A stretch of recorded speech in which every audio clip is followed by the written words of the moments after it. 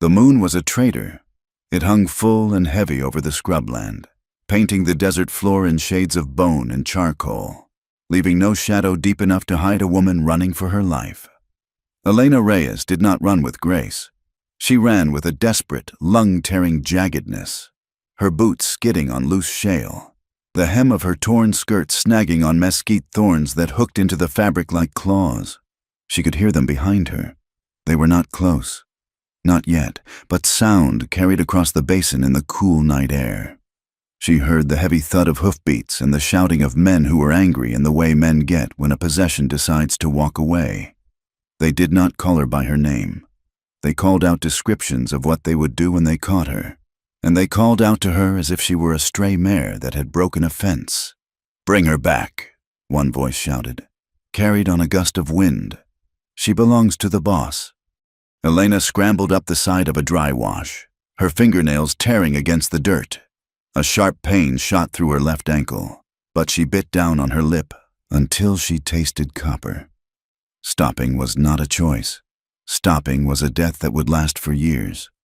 She crested the ridge and threw herself flat against the earth behind a cluster of yucca, her chest heaving against the hard ground. Below, 3 riders swept past in the moonlight, their torches casting long, violent shadows against the canyon walls. They were looking for movement, for the flash of a skirt or the white of a frightened face. Elena pressed her forehead into the dirt and closed her eyes, praying to a God she had stopped believing in months ago. She prayed for clouds. She prayed for silence. The riders slowed, their horses chuffing and stamping. "She cannot have gone far," one man said. His voice was thick with whiskey and bad intent. "She has got no water and no horse." Another answered, "The desert will catch her for us. Let us circle back to the ridge. They turned their mounts." Elena lay frozen until the vibrations of the hooves faded into the vast, echoing dark. Only then did she allow herself to breathe. The air in her throat felt like swallowed glass. She looked at her feet. Her boots were worn through at the toes, and she could feel the sticky wetness of blood inside the leather. But she stood up. She turned her back on the mining town, on the lights that flickered like false promises in the distance, and she walked into the black emptiness of the territory. Dawn brought no mercy.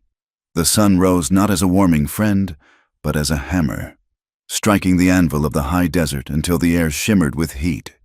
The landscape was vast and indifferent, a sprawling ocean of sagebrush and red dust that cared nothing for her fear. Vultures began to circle high above, black specks riding the thermals, patient and knowing. Elena walked until her shadow was a puddle beneath her feet, then walked until it stretched long and thin ahead of her. Her mouth was dry as parchment. Her tongue felt too large for her jaw. She thought of the water barrel behind the saloon in the town she had fled, the way the water rippled cool and dark when the ladle broke the surface. The memory was a torture. By the second day, the fear of the men behind her had been replaced by the fear of the land itself. The silence was absolute, broken only by the dry rattle of cicadas and the sound of her own uneven breathing. She found the seep in the late afternoon. It was hardly a spring, just a muddy depression under the overhang of a sandstone bluff where the earth wept a slow, brown tear.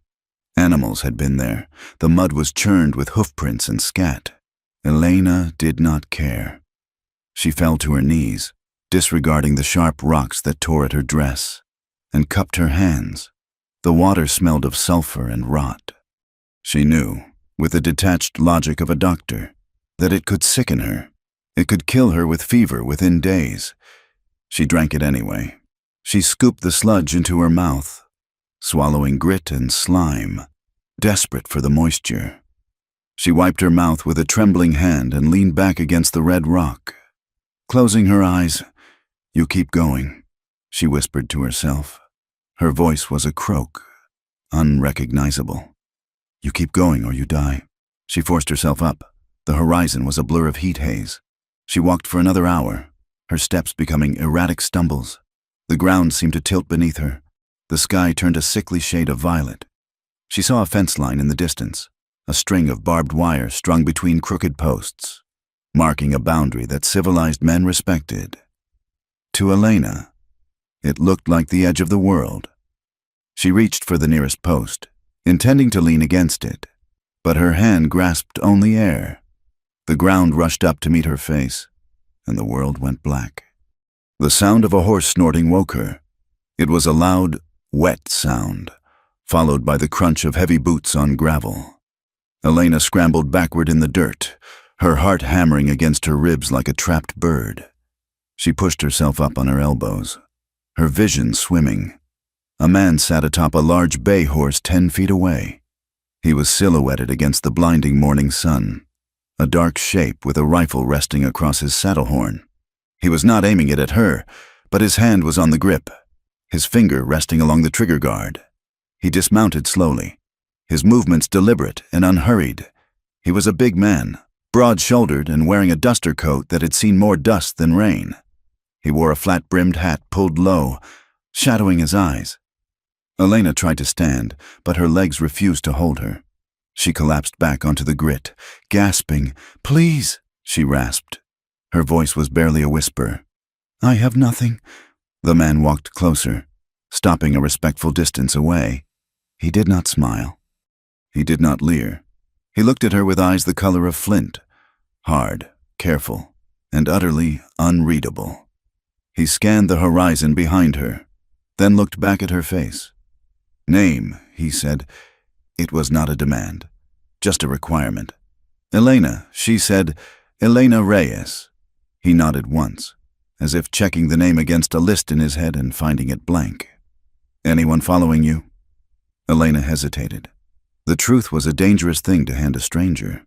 If she told him she was property of the mine boss, he might return her for a reward. If she told him she was a criminal, he might shoot her. But she could not look at this man and invent a complete lie. She did not have the strength for it.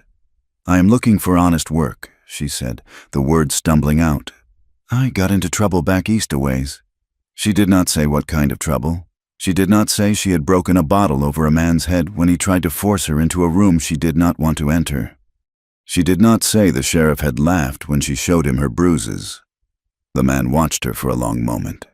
He seemed to be weighing her soul, or perhaps just her utility. He looked at her bleeding feet, the hollows of her cheeks, the way her hands shook in the dirt. "My name is Noah Kincaid," he said finally. He reached for the canteen on his saddle and tossed it to her. It landed with a soft thud near her knees. "Drink slow. If you throw it up, I am not giving you more." Elena uncorked the canteen with fumbling fingers and drank. The water was warm and tasted of tin, but it was the sweetest thing she had ever known. She forced herself to stop after 3 swallows, clutching the metal flask to her chest. "Get up," Noah said. Elena managed to stand, swaying. Noah did not offer a hand to steady her. He watched her struggle, his face impassive. When she was upright, he mounted his horse and gestured with his chin toward the south. "My place is 3 miles that way. You can walk, or you can stay here and feed the buzzards." "I will walk," Elena said. She walked. It took them an hour, with Noah riding at a slow pace, letting the horse pick its way through the scrub while Elena trailed behind, focusing on the rhythmic sway of the horse's tail to keep herself moving. The ranch house appeared out of a fold in the land like a secret. It was not a grand hacienda. It was a low, weather-worn structure made of timber and adobe, hunkered down against the wind. A barn stood to the west, its wood bleached silver by the sun. A corral held 2 other horses and a milk cow. But what drew Elena's eye was the small rise just beyond the house. A low iron fence surrounded 2 mounds of earth. 2 wooden markers stood there, gray and silent against the vast blue sky. They explained the silence of the place better than words ever could. Noah dismounted at the barn and began to unsaddle his horse. He did not invite her into the main house. "There is food in the kitchen," he said, pointing to the back door of the main building. "Beans and cornbread. Eat. Then come to the tack room off the barn. That is where you will sleep." Elena looked at the main house, then at the barn. The separation was deliberate. He was drawing a line in the dirt. He was a man living alone, and she was a stray woman with no history he could trust. He was protecting his reputation, Or perhaps he was protecting himself from the complication of her presence. "Thank you," she said. She ate standing up in the kitchen, devouring the cold beans from the pot with a spoon she found on the counter. The house was painfully neat. There was no dust on the table. The curtains were plain muslin, tied back with twine. It felt like a house that was holding its breath. When she went to the tack room, she found a narrow cot pushed against the wall, surrounded by the smell of leather, saddle soap, and grain. It was clean. There was a heavy bolt on the inside of the door. Elena stared at the bolt, a lock she could control. Tears pricked her eyes, hot and sudden, but she blinked them away. She would not cry. Crying made you weak, and weak things did not survive the desert. Noah appeared in the doorway, blocking the light. He held a bundle of cloth, a clean flannel shirt, and a pair of denim trousers that looked like they would be too big for her. "Wash your clothes," he said. "You can wear these until they dry." He placed the clothes on a barrel. He did not step inside the room. "We have rules," Noah said, his voice flat. "You work for your keep. I pay fair wages for fair work. You do not bring trouble to my door.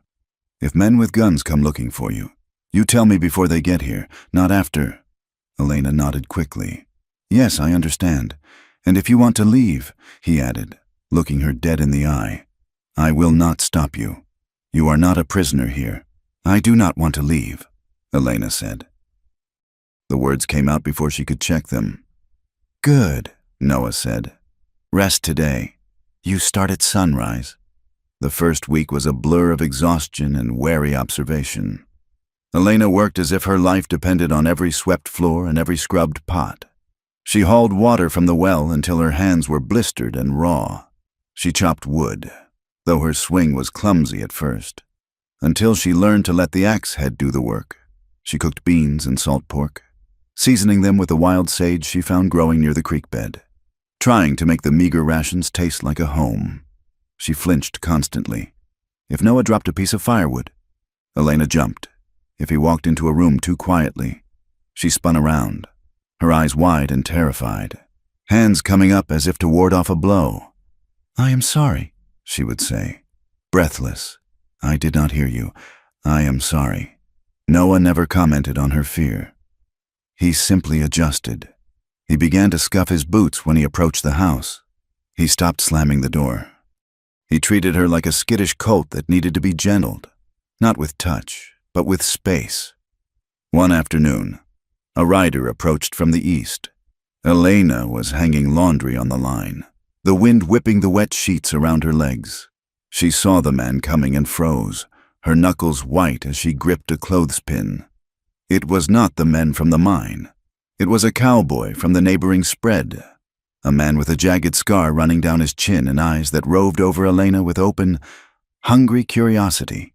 He rode right up to the clothesline, leaning forward in his saddle. "Well now," he said, grinning. "I did not know Noah had gone and got himself a woman. You are a pretty little thing to be out here in the desolate middle of nowhere." Elena took a step back, the wet sheet acting as a flimsy shield. "I work here," she said, her voice tight. "Work, is it?" The man laughed. "I bet you do. Does old Noah pay you in coin or in kindness?" Elena felt the heat rise in her cheeks, a mix of shame and fury. Noah stepped out of the barn. He did not have his rifle, but he held a pitchfork in one hand. He walked over with that slow, rolling gait, stopping between Elena and the rider. "Afternoon. Silas," Noah said. Silas straightened in his saddle, his grin fading a fraction. "Just being neighborly. Noah, I saw you had company." "She is not company," Noah said. His voice was low, devoid of anger but heavy with warning. "She is help. She is here to work." Silas looked from Noah to Elena, then spat a stream of tobacco juice into the dust near Elena's feet. "A man living alone with a woman like this? People talk. Noah, you know that. Let them talk," Noah said. "You got business." "Silas?" Silas tipped his hat mockingly to Elena. "Just passing through." He wheeled his horse and galloped away, kicking up a cloud of grit. Elena stood trembling by the sheets. Noah watched the rider disappear over the rise before turning to her. "Pay him no mind," Noah said. "Silas has a mouth bigger than his brain." "They think I am a whore," Elena said. The word hung in the air, ugly and sharp. Noah looked at her. He did not rush to reassure her. He did not offer empty platitudes. "I do not care what they think," he said. "I care if the fences get mended and the cattle get fed. Go inside. Elena, the wind is picking up." That night, Elena could not sleep. The wind was howling around the eaves of the tack room. She wrapped a shawl around her shoulders and cracked the door open to look at the night sky. She saw Noah standing on the rise, by the two graves. The moonlight turned him into a statue. He was hatless, his head bowed. She strained to hear. He was speaking, his voice carrying on the wind, low and murmuring. It was not the rhythmic cadence of the Lord's Prayer or the 23rd Psalm. It was a conversation. "I am trying, Mary," she heard him say. "I am trying to keep it running. It is hard without you. The silence is loud." Elena closed the door softly, her heart aching with a pain that was not her own.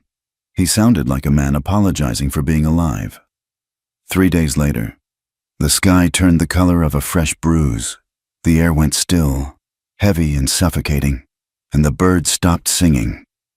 "Dust storm," Noah said, looking up from the corral fence he was repairing. "Get the shutters closed on the house. Fill the troughs. It is going to be a bad one." Elena ran. She latched the heavy wooden shutters on the main house, then the barn. By the time she finished, the wall of dust was visible on the horizon, a towering, seething monster of red earth swallowing the world. Noah was on his horse, shouting over the rising wind. "The calves! They will scatter if we do not bunch them in the canyon box." Elena did not know how to ride well, but she knew how to listen. She grabbed a hackamore and threw it over the old mare in the corral. Dragging herself up onto the bare back, "Follow me!" Noah yelled.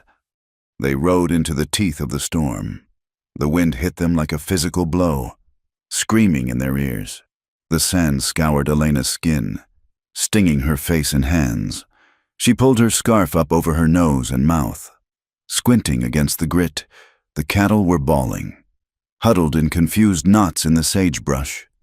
Noah was a shadow in the swirling dust, whistling and shouting, driving them toward the narrow box canyon where the rock walls would offer shelter. Elena rode the flank. A calf broke away, panicked and bleeding, running blindly toward the open desert, without thinking.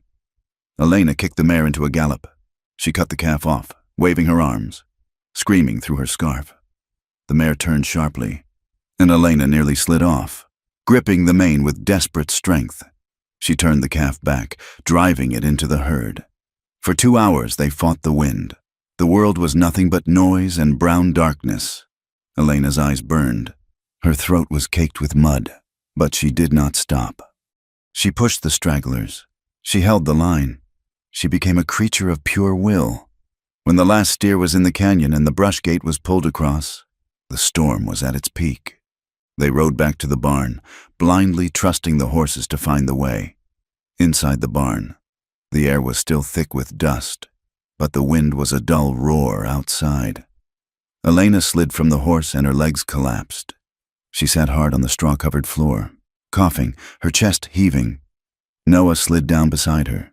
He was covered in red dust, his eyebrows and eyelashes coated, making him look like a ghost. He took a canteen and handed it to her first. "Drink," he said. Elena drank, the water turning the mud in her mouth to clay. She handed it back. "You ride good enough," Noah said. He wiped his face with a bandana, revealing the pale skin around his eyes. "You kept your head. Most greenhorns would have panicked.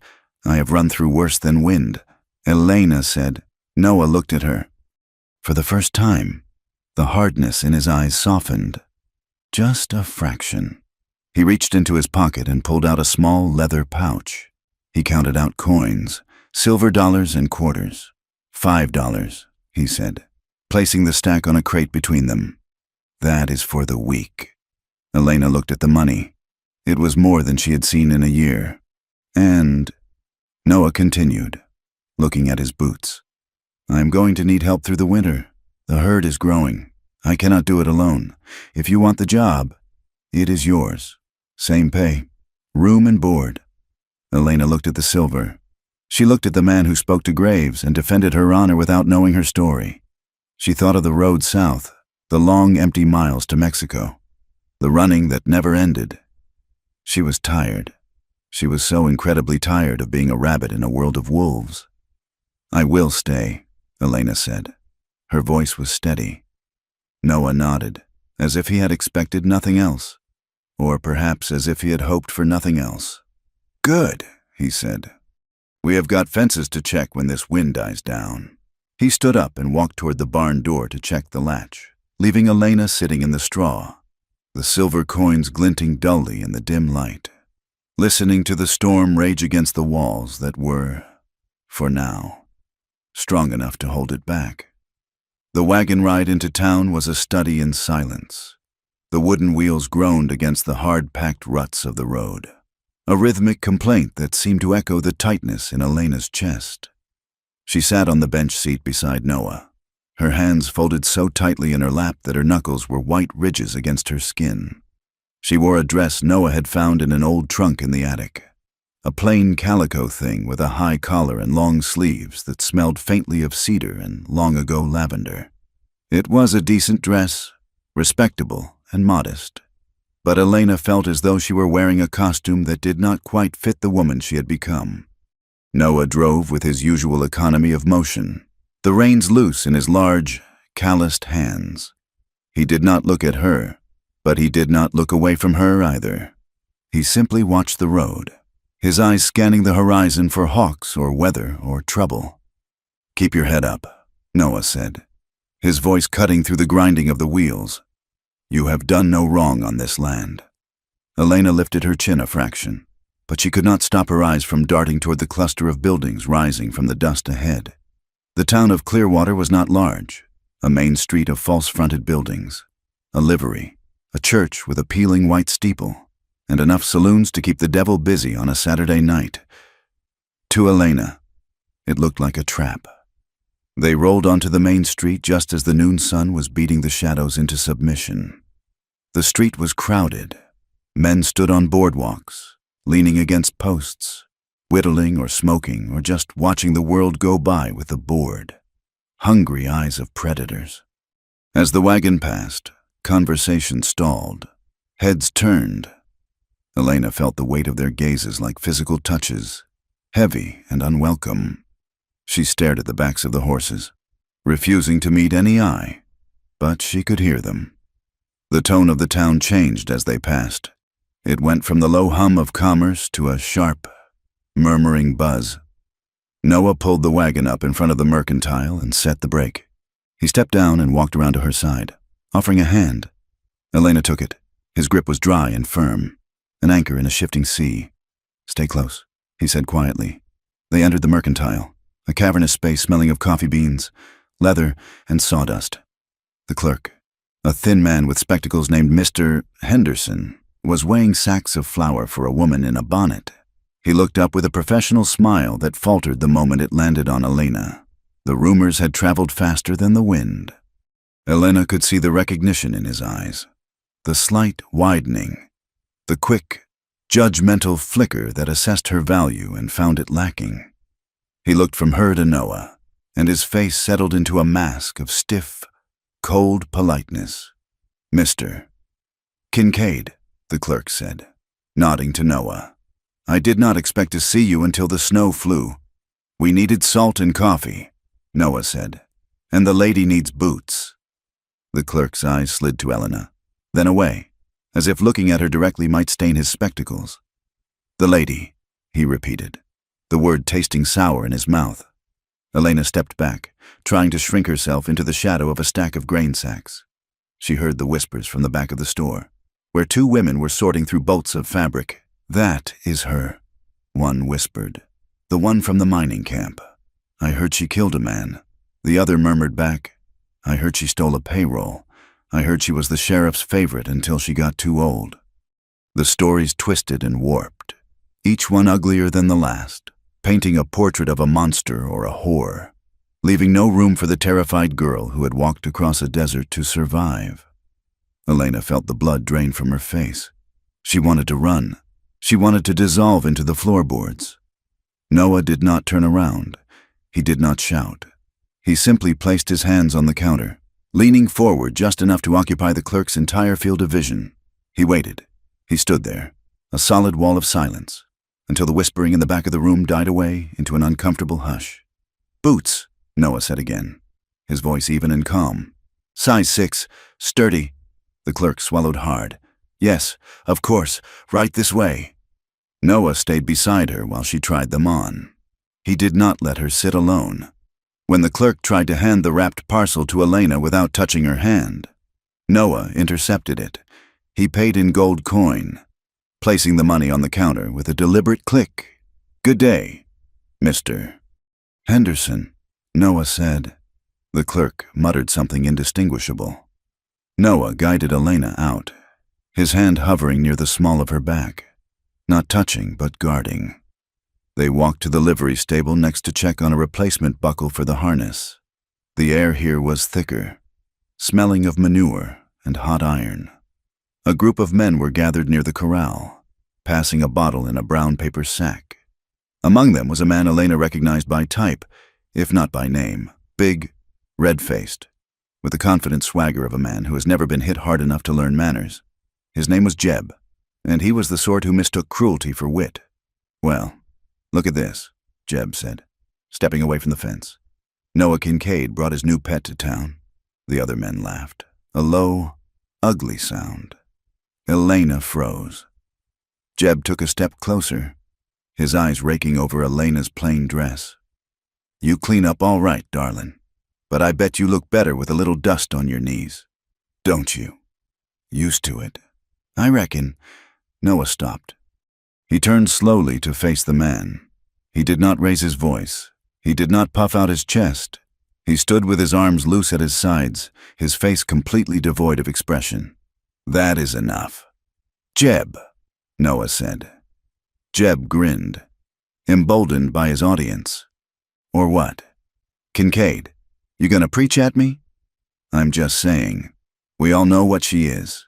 No point putting a church dress on a—" Noah stepped forward. He moved only 2 feet, but the shift in the air was sudden and violent. He entered Jeb's personal space, crossing the invisible line that civilized men kept between them. Noah looked Jeb in the eye, and for the first time, Elena saw the darkness that lived inside the rancher's quiet demeanor. It was not a hot anger. It was a cold, absolute resolve. "Finish that sentence," Noah said softly, "and I will make sure you do not speak another one for a long time." Jeb's grin faltered. He looked at Noah's hands, then up at his eyes. He looked for fear, and found none. He looked for hesitation, and found stone. The laughter from the other men died out. Jeb took a half-step back, holding up his hands, just having some fun. "Noah, no need to get riled. Back away," Noah said. Jeb backed away. He muttered something under his breath and turned back to his friends, trying to salvage his pride with a shrug. But the confrontation was over. The town had seen it. Noah Kincaid had drawn a line. "Come on," Noah said to Elena. "We are done here." The ride back to the ranch was darker than the ride in. The sun was setting, painting the sky in violent streaks of orange and purple. Elena stared at her new boots, the leather stiff and unyielding. "I cannot stay," she said. She spoke the words to the dashboard of the wagon. Noah did not turn his head. "Why?" he asked. "You saw them," Elena said, her voice shaking. "You heard them. They will stop trading with you. They will spit on you because you have me under your roof. I am a poison. Noah, I will cost you your business." Noah clucked to the horses, urging them up the final rise toward the ranch gate. "Business comes and goes," he said. "Prices go up, prices go down. Drought comes, or the market drops. That is the way of things." He pulled the wagon to a halt in front of the barn and set the brake. He turned on the seat to look at her, the twilight casting deep shadows across his face. But people who work hard, people who are honest and keep their word, those are rare. "Elena, I would rather have a good hand who helps me keep this land than the good opinion of a man like Jeb. Elena looked at him, searching for the lie, but she found only the same flat honesty he gave to everything. "Get the flour inside," Noah said, climbing down. "It smells like rain." The rain did not come as a gentle shower. It came as a monsoon, a violent upheaval of the atmosphere that arrived 3 weeks later. The sky turned a terrifying shade of green in the afternoon, and the clouds stacked up like mountains of bruised iron. When the heavens opened, it was as if a dam had broken in the sky. Water fell in sheets so thick it was impossible to see the barn from the house. The dry washes, which had been empty tracts of sand for months, became roaring rivers of brown water, tearing away brush and rocks. Noah burst into the kitchen, water streaming from the brim of his hat. "The south fence is down at the creek crossing," he shouted over the roar of the rain on the tin roof. "The yearling calves are on the wrong side. If the water rises any more, they will be swept into the river." Elena did not ask what he needed. She grabbed her coat. "I am coming. It is bad out there," Noah warned. "I am coming," she repeated. They rode out into a world that had been turned to mud and noise. The thunder was constant, a rolling artillery barrage that shook the ground. Every crack of lightning made Elena flinch, her heart stuttering in her chest. The sound was too much like gunfire. It brought back the memory of a door being kicked in, of a pistol shot in a small room, of the chaos of the night she had fled. But she clamped her teeth together and kicked her horse forward. They found the break in the fence. The creek was a torrent, churning white and brown. 3 calves were stranded on a spit of land that was rapidly disappearing under the rising flood. Noah uncoiled his rope. "I am going across. You keep the line tight if I go down." He plunged his horse into the water. Elena watched, terrified, as the current grabbed the animal, slewing it sideways. Noah fought the water, his face grim, urging the horse onto the spit. He roped the first calf and dragged it back through the water, the animal bawling and thrashing. By the time he went back for the second, the thunder was directly overhead. A crack of lightning struck a cottonwood tree 50 yards away, exploding it in a shower of sparks and wood. Elena screamed, ducking her head, her hands flying up to cover her ears. Her horse panicked, rearing up in the slick mud. "Elena!" Noah's voice cut through the storm. "Hold him! You have to hold him!"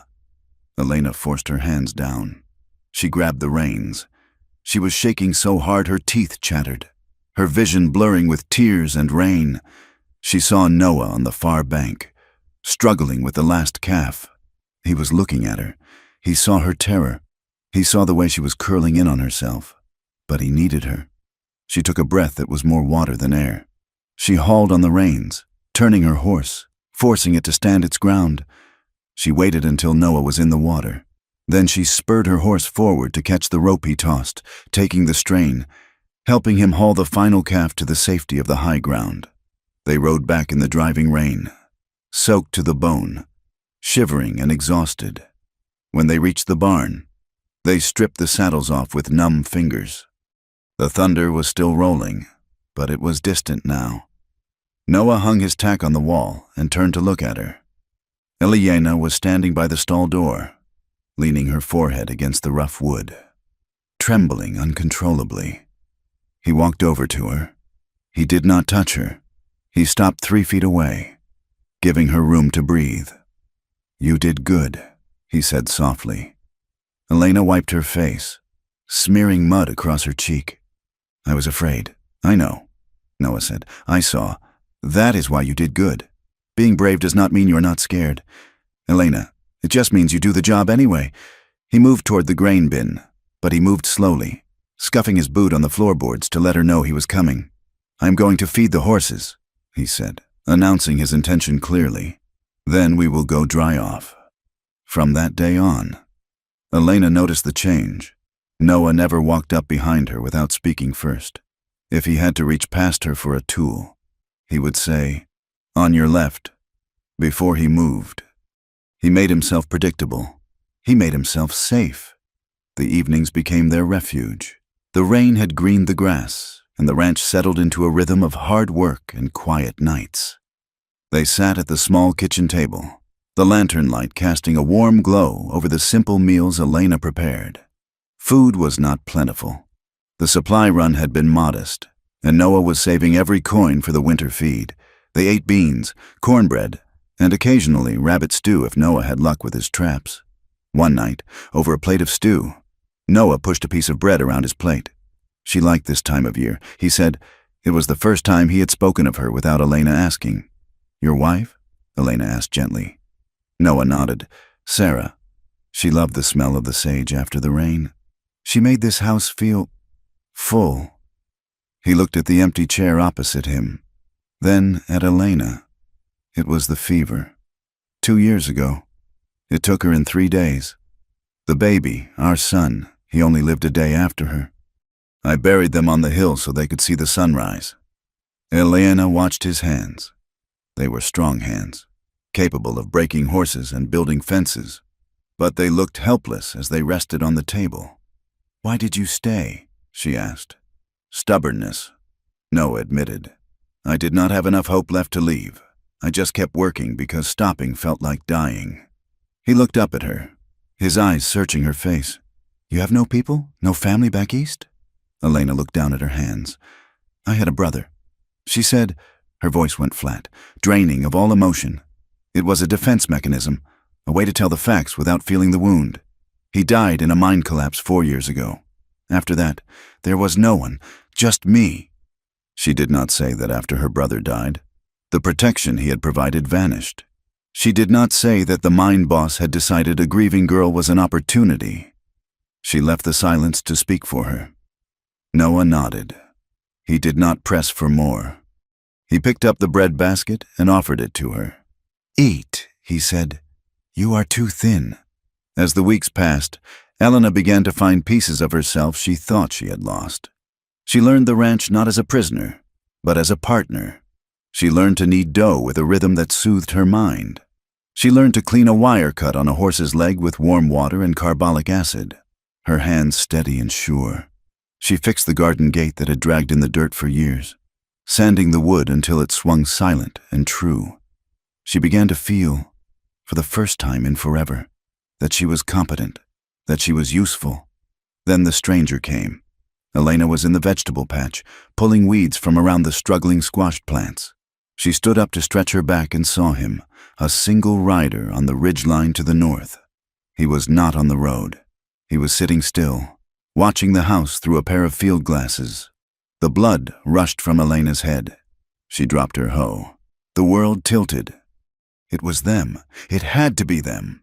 She ran to the barn where Noah was shoeing the mare. "Noah!" she gasped. He dropped the hoof and straightened immediately, a hammer in his hand. "What is it? There is a man," she whispered. "On the ridge, watching." Noah moved instantly. He grabbed his rifle from the scabbard on the wall and moved to the barn door, keeping to the shadows. He scanned the ridge. "I see him," Noah said. "He does not look like a drifter. That horse is too well fed. He is looking for me," Elena said. She was shaking again, the old terror clawing at her throat. "I think he is a scout." Noah looked at her. "Who are they?" "Elena, you said you got into trouble. You never said you were hunted. Bad men," Elena said. The words felt childish, inadequate, but she could not force the full horror of her story past her lips. "Powerful men. They think I belong to them." Noah's jaw tightened until a muscle jumped in his cheek. He looked back at the ridge. The rider turned his horse and disappeared down the other side, vanishing as quickly as he had appeared. Noah did not yell. He did not demand she pack her bags. "Go inside the house," he said. "Stay away from the windows." "What are you going to do?" "I am going to clean my other rifle," Noah said. "And I am going to sleep in the barn tonight. No one comes up that road without me knowing it." The threat hung over the ranch like a storm cloud that refused to break. Noah checked the perimeter fences every morning. He kept his horse saddled. He slept with one eye open, but life had to continue. On Sunday, they went to town for church. It was Noah's idea. He said hiding would only make them look guilty. Elena wore her plain dress and kept her head down. After the service, As the congregation spilled out onto the dusty steps, the preacher's wife approached them. Mrs. Gable was a round woman with a smile that looked like it had been practiced in a mirror. Mr. Kincaid, she said, ignoring Elena at first. It is good to see you in the Lord's house. Thank you, Mrs. Gable, Noah said. And this must be the help, she said, turning her gaze on Elena. Her eyes were sharp, dissecting Elena's appearance for flaws. This is Elena, Noah said. Mrs. Gable sniffed. I have been thinking. Mr. Kincaid, it is hardly proper for a single woman to be living out there alone with a widower. People talk. I have a need for a laundress at the parsonage. It is hard work, but it is honest. It might help. Restore her reputation. Make her respectable. Elena felt a flicker of hope. A job in town. A chance to be seen as something other than a scandal. She looked up, about to speak, but Mrs. Gable was looking past her, at a group of women whispering by the gate. One of them leaned in and whispered something to Mrs. Gable, gesturing toward Elena. Mrs. Gable's face stiffened. Oh, she said. Oh, I see. She turned back to Elena, her smile vanishing entirely. On second thought, she said cold and sharp, I believe the position has been filled. We cannot have certain influences in the parsonage. The children. You understand. She turned her back and walked away. The rejection hit Elena harder than Jeb's crude words. Jeb was a brute. His cruelty was expected. This was kindness offered and then snatched away. A judgment delivered by the people who claimed to serve a God of mercy.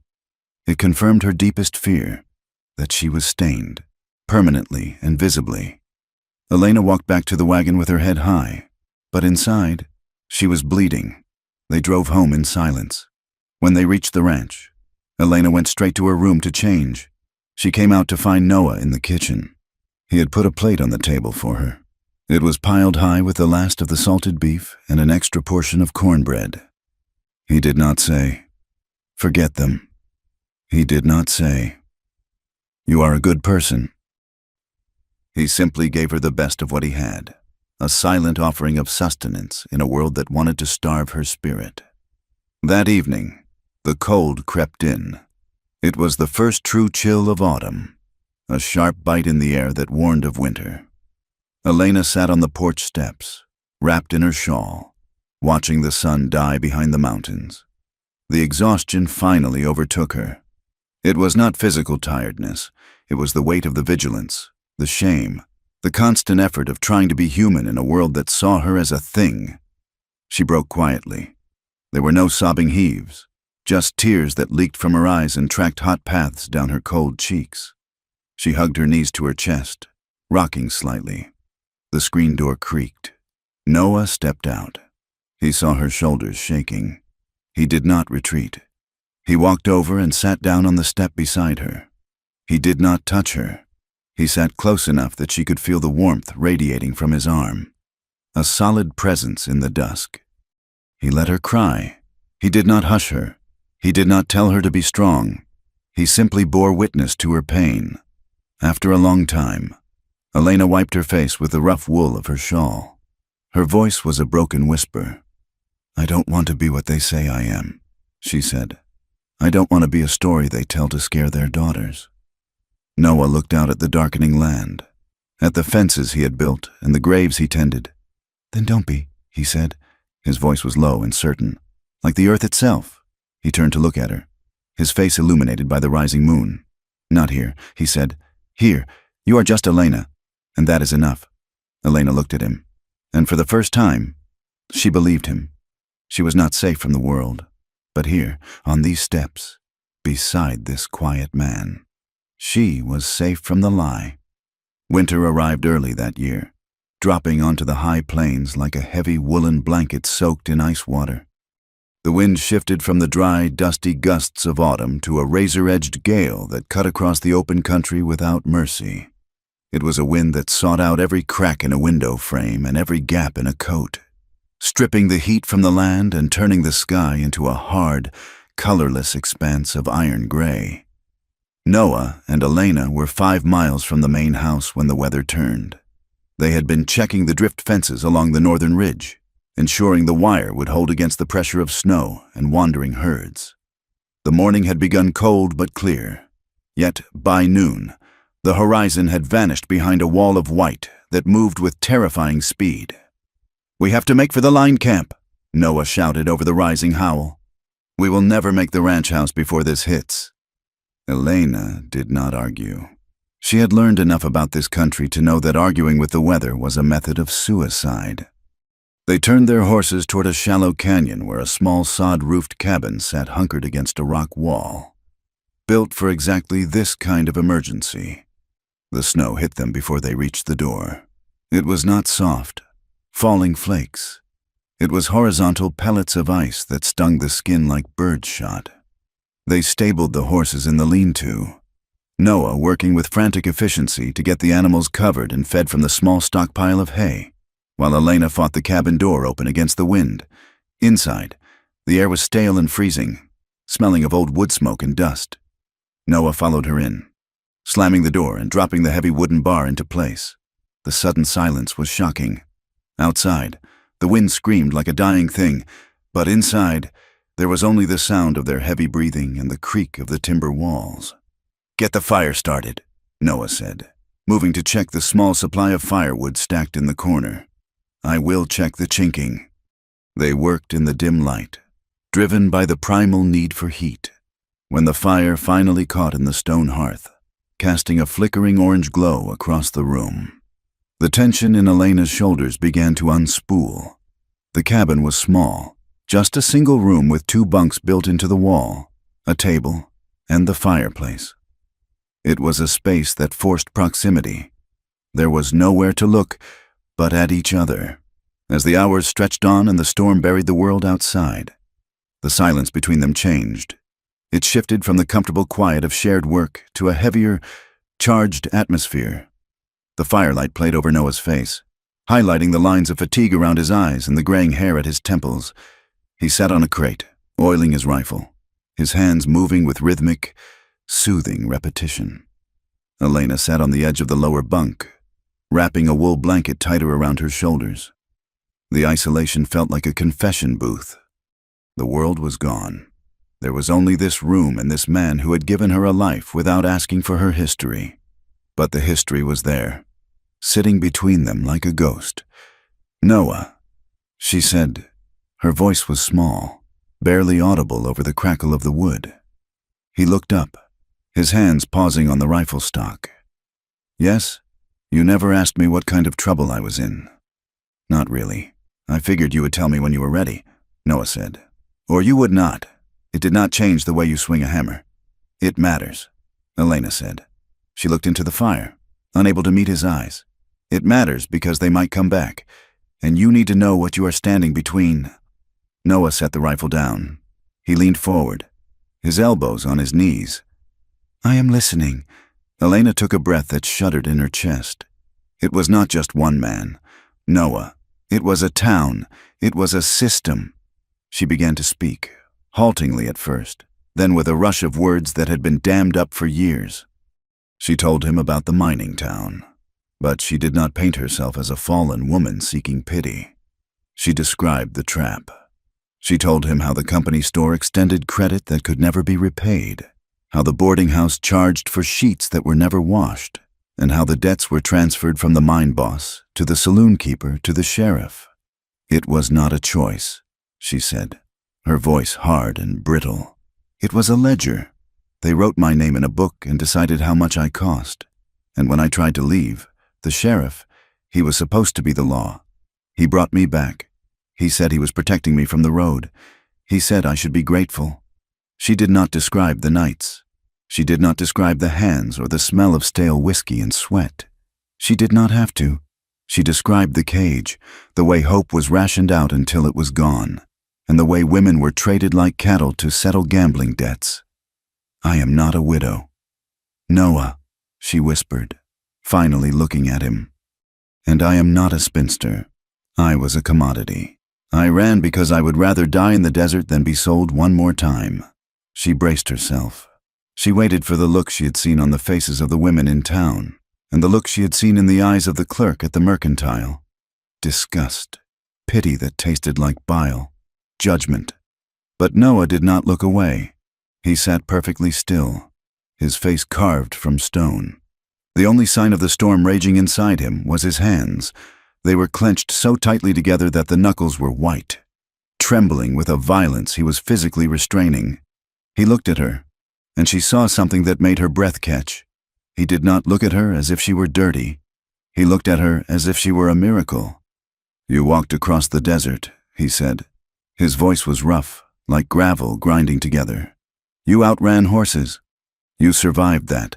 "I had to," Elena said. Noah stood up. He walked to the fire and stared down into the flames. "There is no shame in surviving. Elena, the shame belongs to the men who made it necessary." He turned back to her, his eyes fierce. "You are not a commodity here. You are the woman who saved my calves in a flood. You are the woman who bakes bread in my kitchen. That is all you are." Elena felt a crack in the armor she had worn for so years. A single tear escaped, hot and fast, but she wiped it away before it could reach her chin. The storm broke 2 days later. They rode back to the ranch under a sky so blue it hurt to look at, the world buried under 2 feet of brilliant, blinding white. The ranch house was cold but standing. They fell back into their routine, but the air had changed. The secrets were gone, replaced by a raw, terrifying understanding. 3 days after their return, the dogs began to bark. Elena was in the kitchen, kneading dough. She looked out the window and saw 2 riders at the gate. They were not local men. They rode tall horses and wore long dusters, their hats pulled low. They did not look like cowboys. They looked like men who were paid to solve problems. Elena froze. Her hands, covered in flour, began to shake. She recognized the horse on the left. It was a roan with a white stocking, a horse she had seen tied outside the sheriff's office in the mining town. Noah was in the yard. He walked to the gate, not opening it, resting his arms on the top rail. Elena cracked the window just enough to hear, "Morning," one of the riders said. He had a smooth voice, the kind of voice that sounded reasonable while it was threatening you. "We are looking for a girl, family matter. Her uncle is worried sick about her." Noah did not move. "Is that so? Little thing," the rider continued. "Dark hair. Goes by Elena. We heard she might have come this way. I have not seen any girl," Noah said. The lie was smooth, delivered with the flat affect of a man who had nothing to hide. "I live here alone." The rider leaned forward, resting his hand on his saddle horn. "We heard otherwise. Friend, a man in town mentioned you bought boots for a woman, size 6. Noah shrugged. "I have a sister in Santa Fe. Sent them to her." The rider studied Noah for a long moment. His eyes flicked to the house, scanning the windows. Elena pressed herself against the wall, her heart hammering against her ribs like a trapped bird. "If you see her," the rider said, his voice dropping an octave, "you tell her the uncle wants her back. He is a forgiving man, but he is impatient. We will be in the area for a while." They turned their horses and rode off slowly, not looking back. It was a promise, not a departure. Elena did not wait for Noah to come inside. She ran to her room. She dragged her old carpet bag from under the bed. Her hands were shaking so badly she could hardly fold her few dresses. Panic, cold and familiar, had seized her throat. "They found me," she whispered to the empty room. "They always find me." She waited until nightfall. The moon was hidden behind clouds, offering a small mercy of darkness. She packed her bag and slipped out the back door, heading for the barn. She would take the mare. She would leave a note. She would go south, maybe to Mexico, maybe to the end of the world. She opened the barn door, the hinges groaning softly in the cold air. Going somewhere? Noah was standing in the shadows near the tack room. He was not holding a weapon. He was just standing there, leaning against a support post, watching her. Elena gasped, dropping her bag. "Noah, I have to go. You heard them. I heard them," Noah said. He did not move to block her path. The door was wide open behind her. "They will burn this place down," Elena said. her voice rising in hysteria. "They will kill you! Noah, they do not care. You do not know them. I know their kind," Noah said calmly. "You do not," Elena snapped. She stepped toward him, fury mixing with her terror. "You are a good man. Noah, you think the world makes sense. You think if you stand your ground, people respect it. These men, they are wolves. I will not let them destroy your life. I will not be the reason you lose everything." Noah pushed off the post and walked toward her. He stopped a few feet away, close enough that she could see the steady rise and fall of his chest. "My life?" Noah asked. He looked around the barn, at the shadows and the empty stalls. "Elena, my life was destroyed 2 years ago. I buried my life on that hill." He looked at her, his gaze intense and vulnerable. "I have just been marking time since then. I have been a ghost walking around a dead house. You are the first thing that has been real in a long time. I am the one choosing what to build from the wreckage. Do not take that choice away from me." Elena trembled. "But I am broken. Noah, do you not understand? I am used. If I stay, if I let myself care—" She choked on the words, the deepest fear finally tearing itself loose. "If I let myself love you," she whispered, "I will be used again. I will be something taken, something discarded. I cannot survive being a thing again." Noah reached out, and this time, he took her hands. His grip was warm and solid. "I will never take what you do not give," he said. He stepped closer, invading the space she had kept around herself for months. But he did not feel like a threat. He felt like a shield. "Your first time should matter," he said. Elena looked up, confused. "My first time? Noah, I told you. I know what you told me." Noah interrupted gently. "I'm not talking about biology, Elena. I'm talking about your soul. I'm talking about the first time you are truly chosen. The first time you are respected.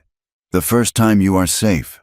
He brought her hand to his chest, placing it over his heart. She could feel the steady, heavy beat of it through his shirt. "I am not asking to own you," he said. "I am asking to be with you.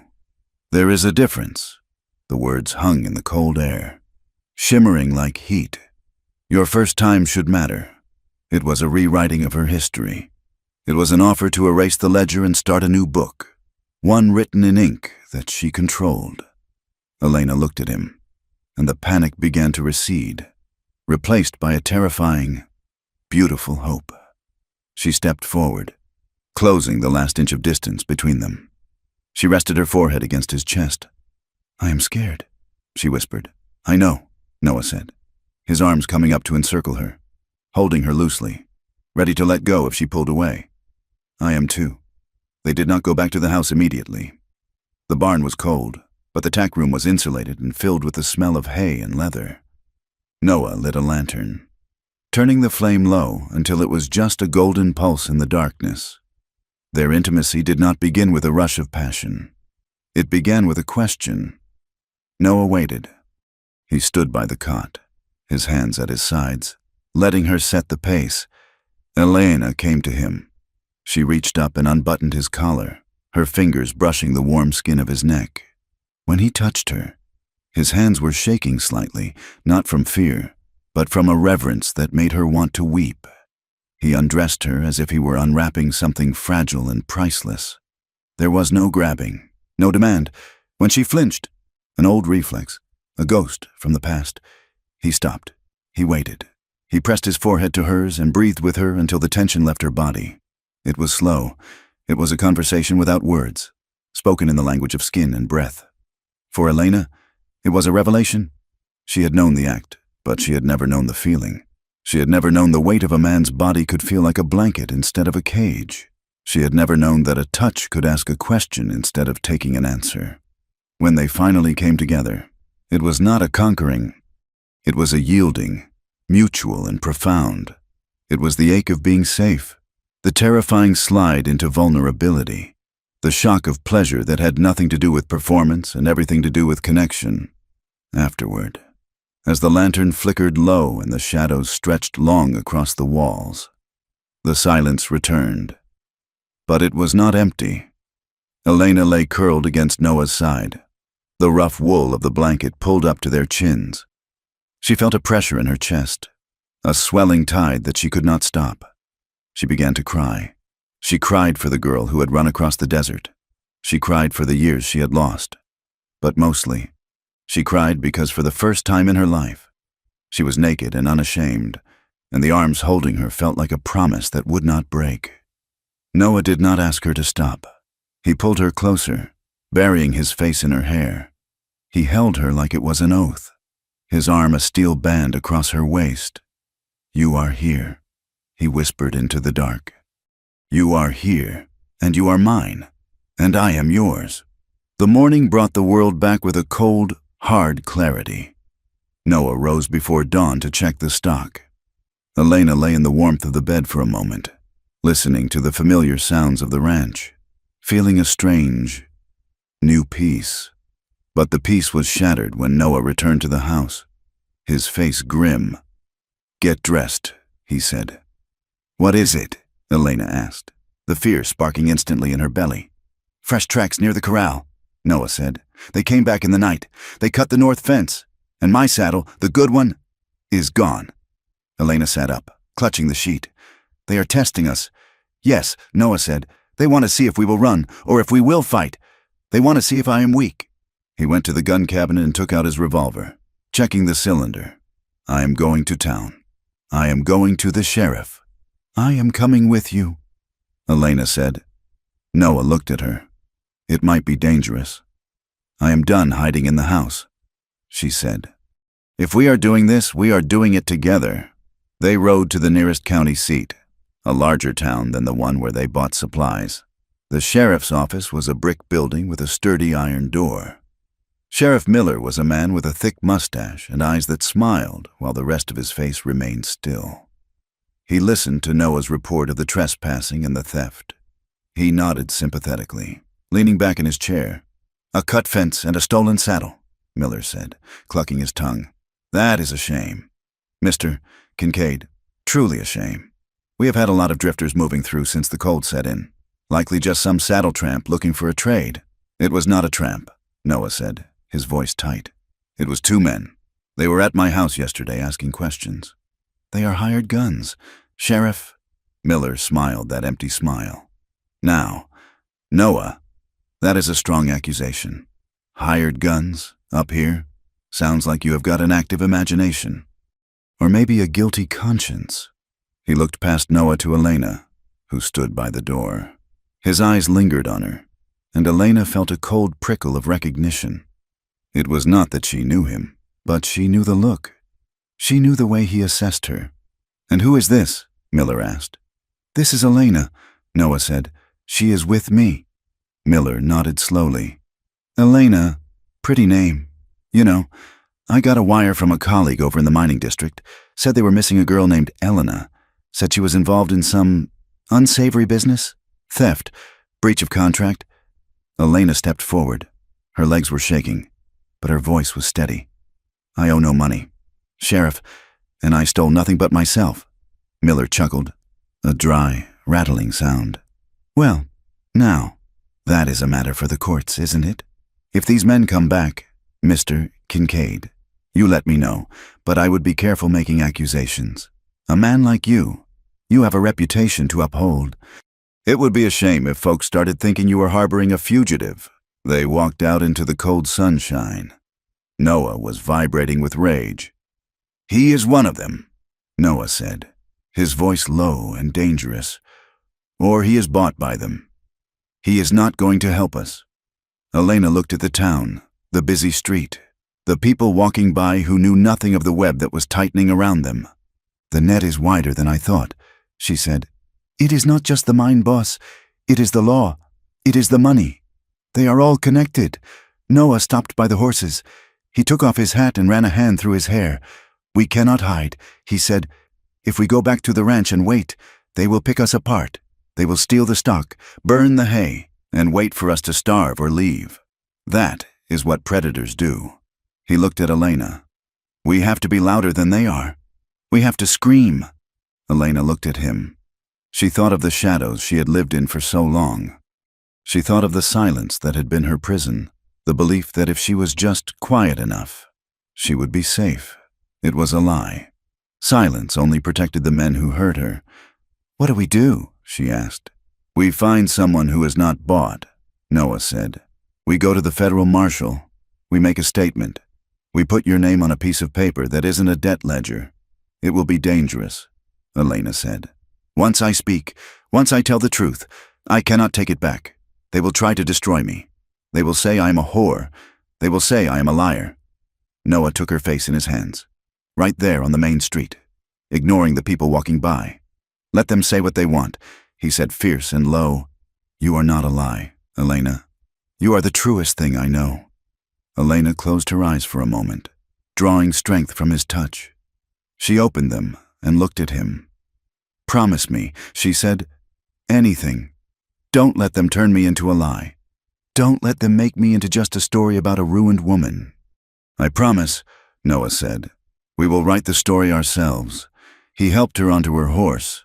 They turned south, away from the ranch, away from the safety of the silence, riding toward a fight that would likely cost them everything, but which offered the only thing worth having, a life that was truly their own. The wind that scoured the high plains that week was not just cold, it was malicious. It carried the scent of coming snow and the heavier copper tang of impending violence. Noah Kincaid did not wait for the storm to break. He saddled his horse before dawn, the breath of the animal steaming in the lantern light, and rode out to find the few men in the territory who had not yet been bought. He rode first to the Circle T, a spread of rugged scrubland owned by Elias Thorne. Thorne was a man carved from old oak, with hands twisted by arthritis and a temper that had only sharpened with age. He hated the mining syndicate not for moral reasons, but because their runoff had poisoned his lower creek 3 years prior, killing 2 of his best brood mares. Thorne met Noah at the fence line, leaning heavily on a cane made of hickory. He listened to Noah's request for support, for men to stand witness, for eyes to watch the road without blinking. "It is not just about the girl, is it?" Thorne asked, his voice rasping like a file on iron. "It is about right and wrong," Noah said. Thorne spat into the dirt. "Right and wrong do not buy grain, Noah, but water does. You have got the only year-round creek in this basin that is not owned by the company. You think they are chasing a stray woman just for the principle of it?" Noah went still. He had thought of Elena as the target, and himself as the shield. He had not considered that the shield might be the prize. "They want the water," Thorne said, nodding at the realization on Noah's face. "The mine is expanding. They need water to process the ore. That girl is just the lever they are using to pry you off the land. If they break you, they get the deed. If they get the deed, they get the creek."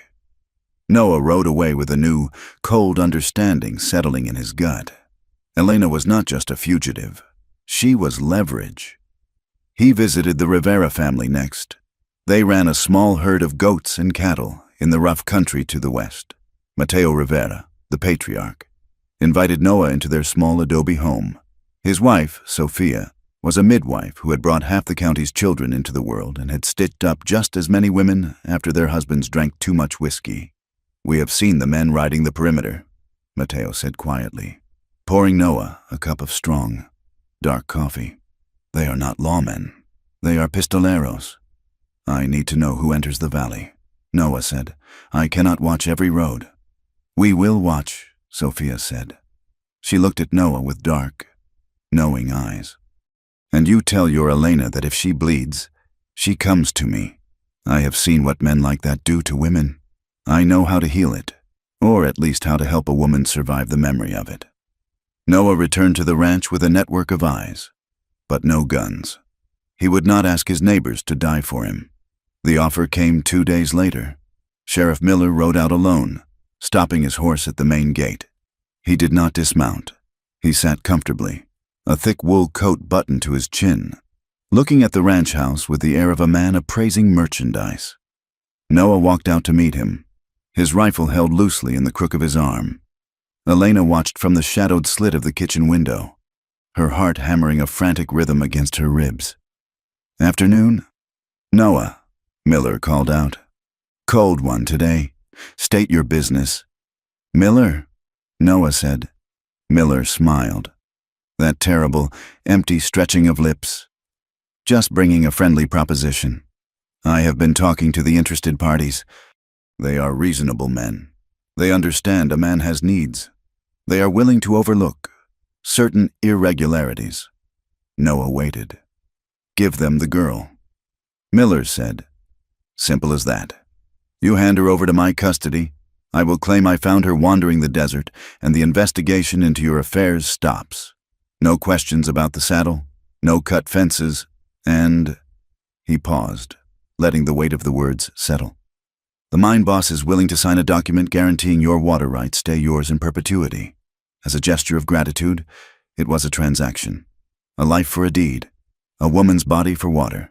And if I refuse? Noah asked. Miller sighed, acting the part of the disappointed friend. Then things get difficult. A ranch is a fragile thing. Noah, cattle get sick. Barns catch fire. Men have accidents. It would be a shame to see a good man ruined over a piece of damaged goods. Get off my land, Noah said. Miller tipped his hat. Think on it. Noah, the offer expires when the snow flies. The next morning, the war began not with fire, but with blood. Noah found the herd scattered across the eastern pasture. The gate had been lifted off its hinges. In the center of the grazing land, 2 heifers lay dead. They had not been butchered for meat. They had been shot in the gut, left to bleed out slowly in the freezing mud. It was cruelty for the sake of a message. Noah stood over the carcasses, his breath smoking in the air. He did not shout.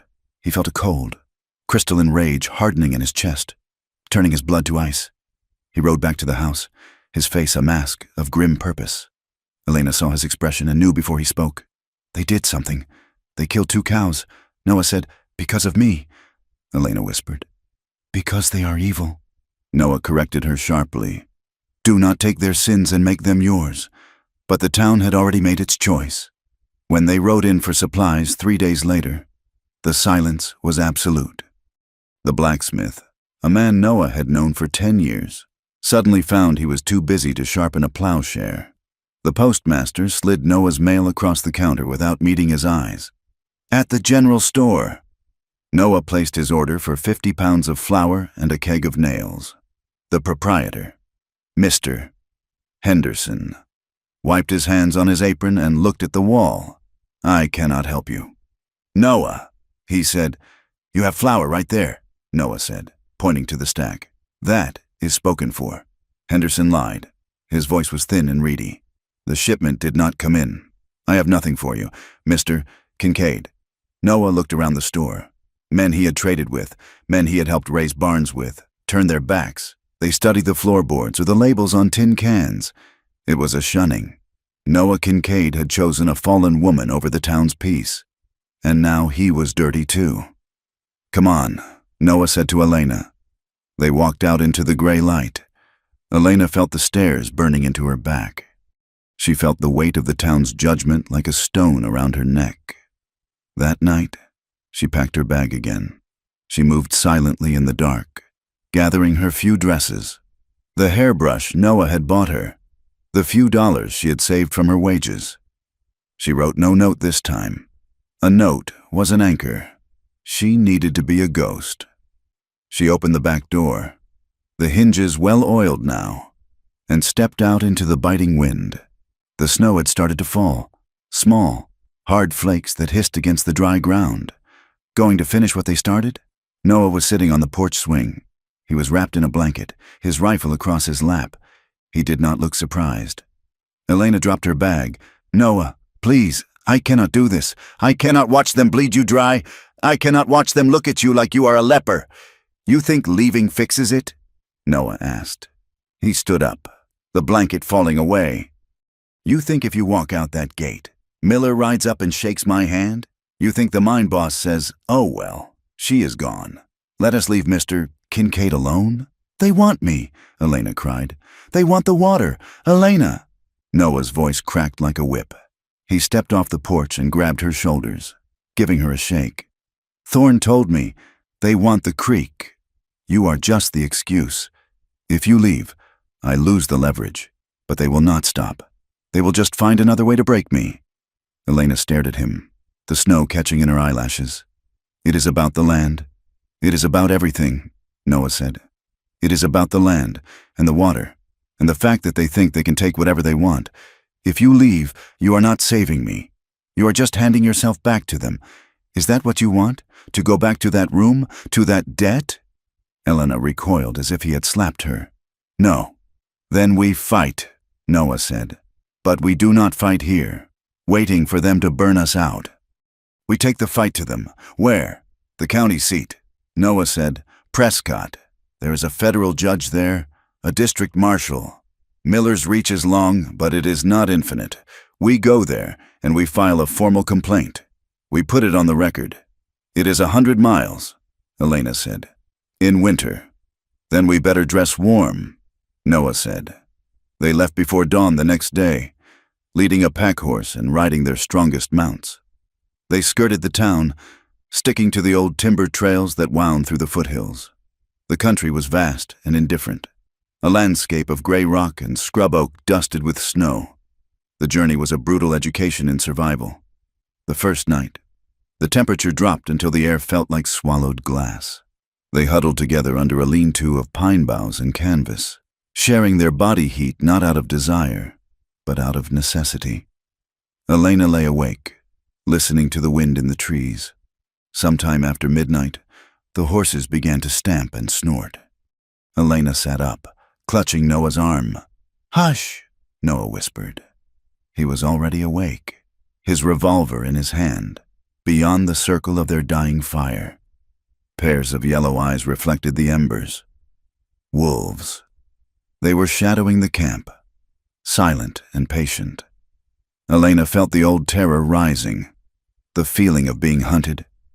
She went rigid, her breath hitching. Noah felt it. He did not tell her to calm down. He simply shifted his body, placing himself between her and the darkness.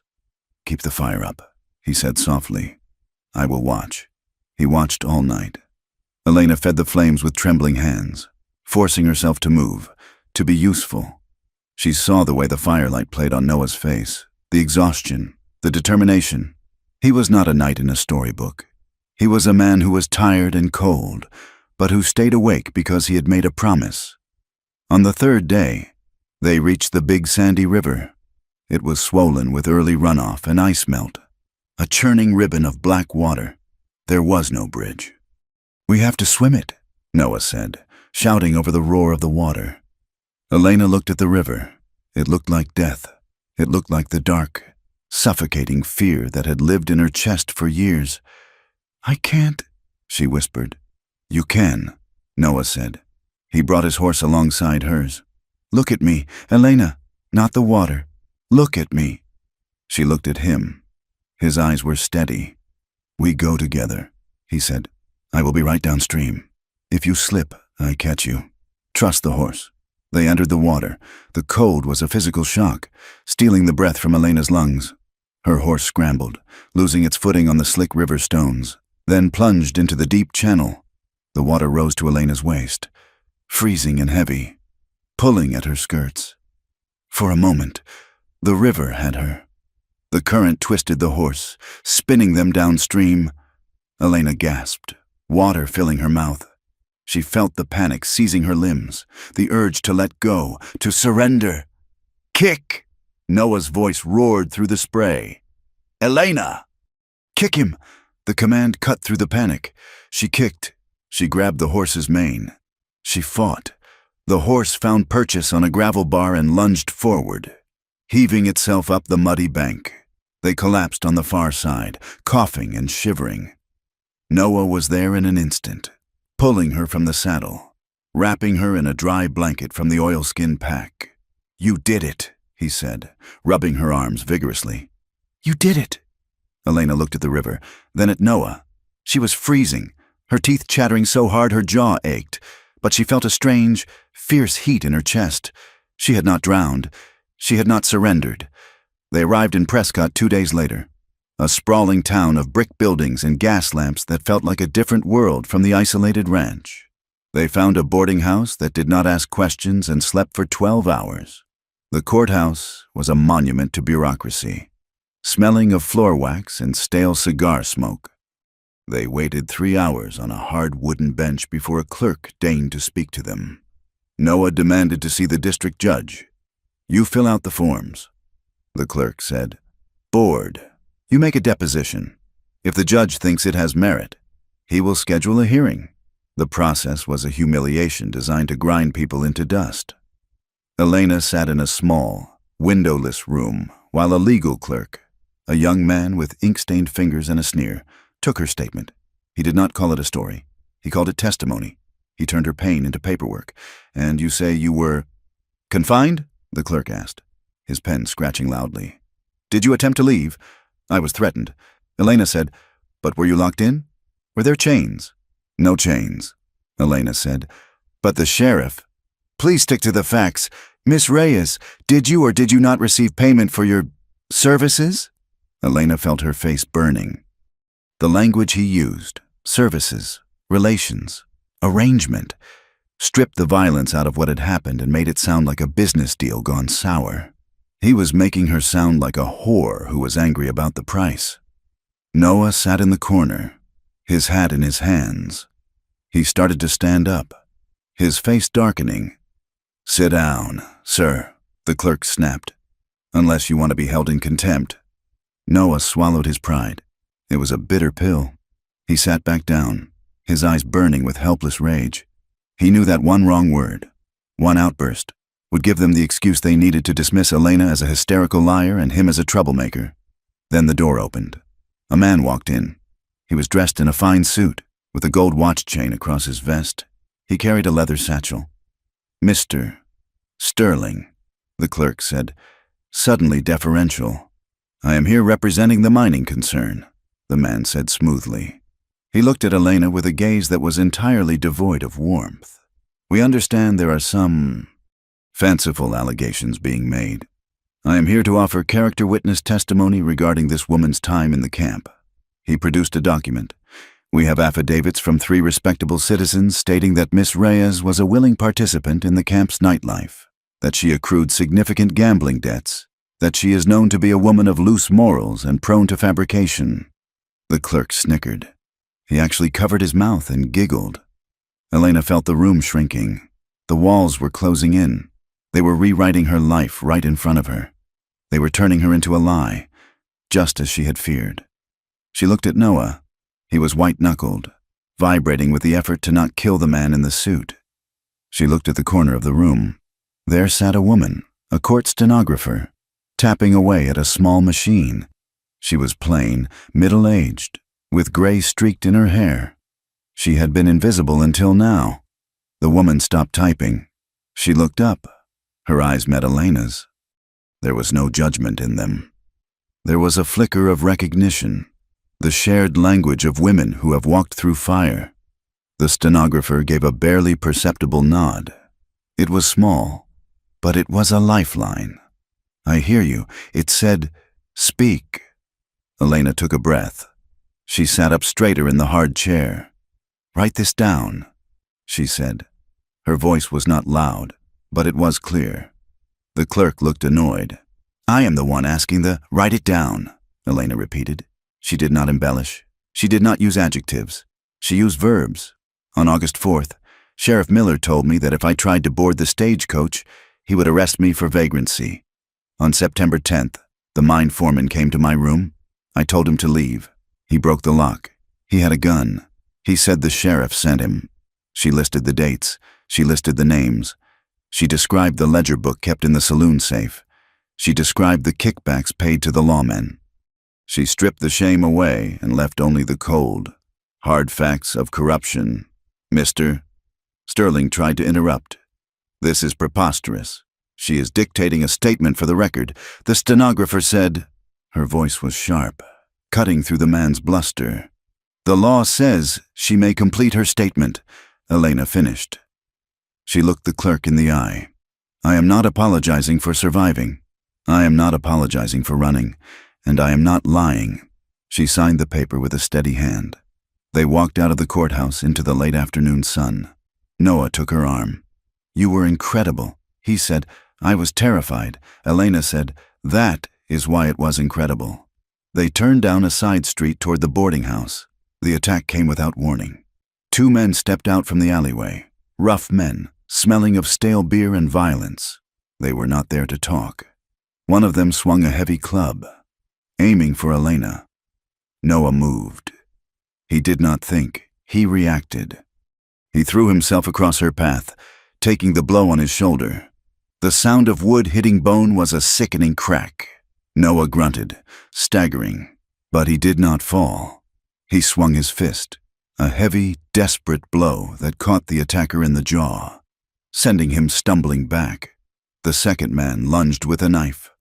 Noah grappled with him, shouting for Elena to run. Elena did not run. She saw the knife flash. She saw Noah stumble as his injured shoulder gave way. She saw a loose brick on the ground near the alley entrance. She grabbed the brick. She stepped forward and brought it down on the second attacker's arm with every ounce of strength she possessed. The man howled, dropping the knife. "Police!" someone shouted from the main street. The attackers, realizing the noise had drawn attention, turned and fled, disappearing into the labyrinth of alleys. Noah slumped against the brick wall, clutching his left arm. Blood was seeping through his coat sleeve where the knife had grazed him, but the angle of his shoulder looked wrong. "Noah," Elena said. She did not scream. She dropped the brick and was at his side instantly. "I am all right," he gasped, his face gray with pain. "You are not," Elena said. She stripped off her scarf and pressed it hard against the cut on his arm. "Hold this. Press tight." She guided him down to the sidewalk, making him sit. She checked his pupils. She checked the bone. "Your collarbone is broken," she said calmly. "And you have a deep laceration. We need a doctor. But first I need to stop this bleeding."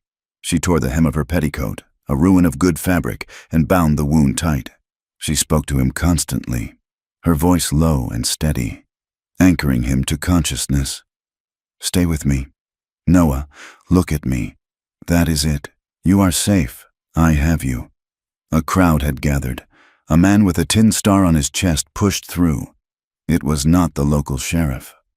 It was a man with the hard, weary look of someone who has seen too much of the frontier. "What is this?" the man asked. "We were attacked," Elena said, standing up to face him. Her hands were covered in Noah's blood. "We just gave a deposition against the mining syndicate. This was their response." The lawman looked at the blood. He looked at the brick near Elena's feet. He looked at the courthouse. "I am Deputy Marshal Vance," he said, "federal jurisdiction." He looked at Noah, then back at Elena. "You say this is connected to a federal deposition?" "Yes," Elena said. "They are trying to silence us." Vance's expression hardened. "In my town? In front of my courthouse?" He turned to the crowd. "Get the doctor. Now." He looked back at Elena. "Miss, if you are willing to swear to that, I think we have just found a reason to open a federal inquiry. Noah was patched up in the doctor's office.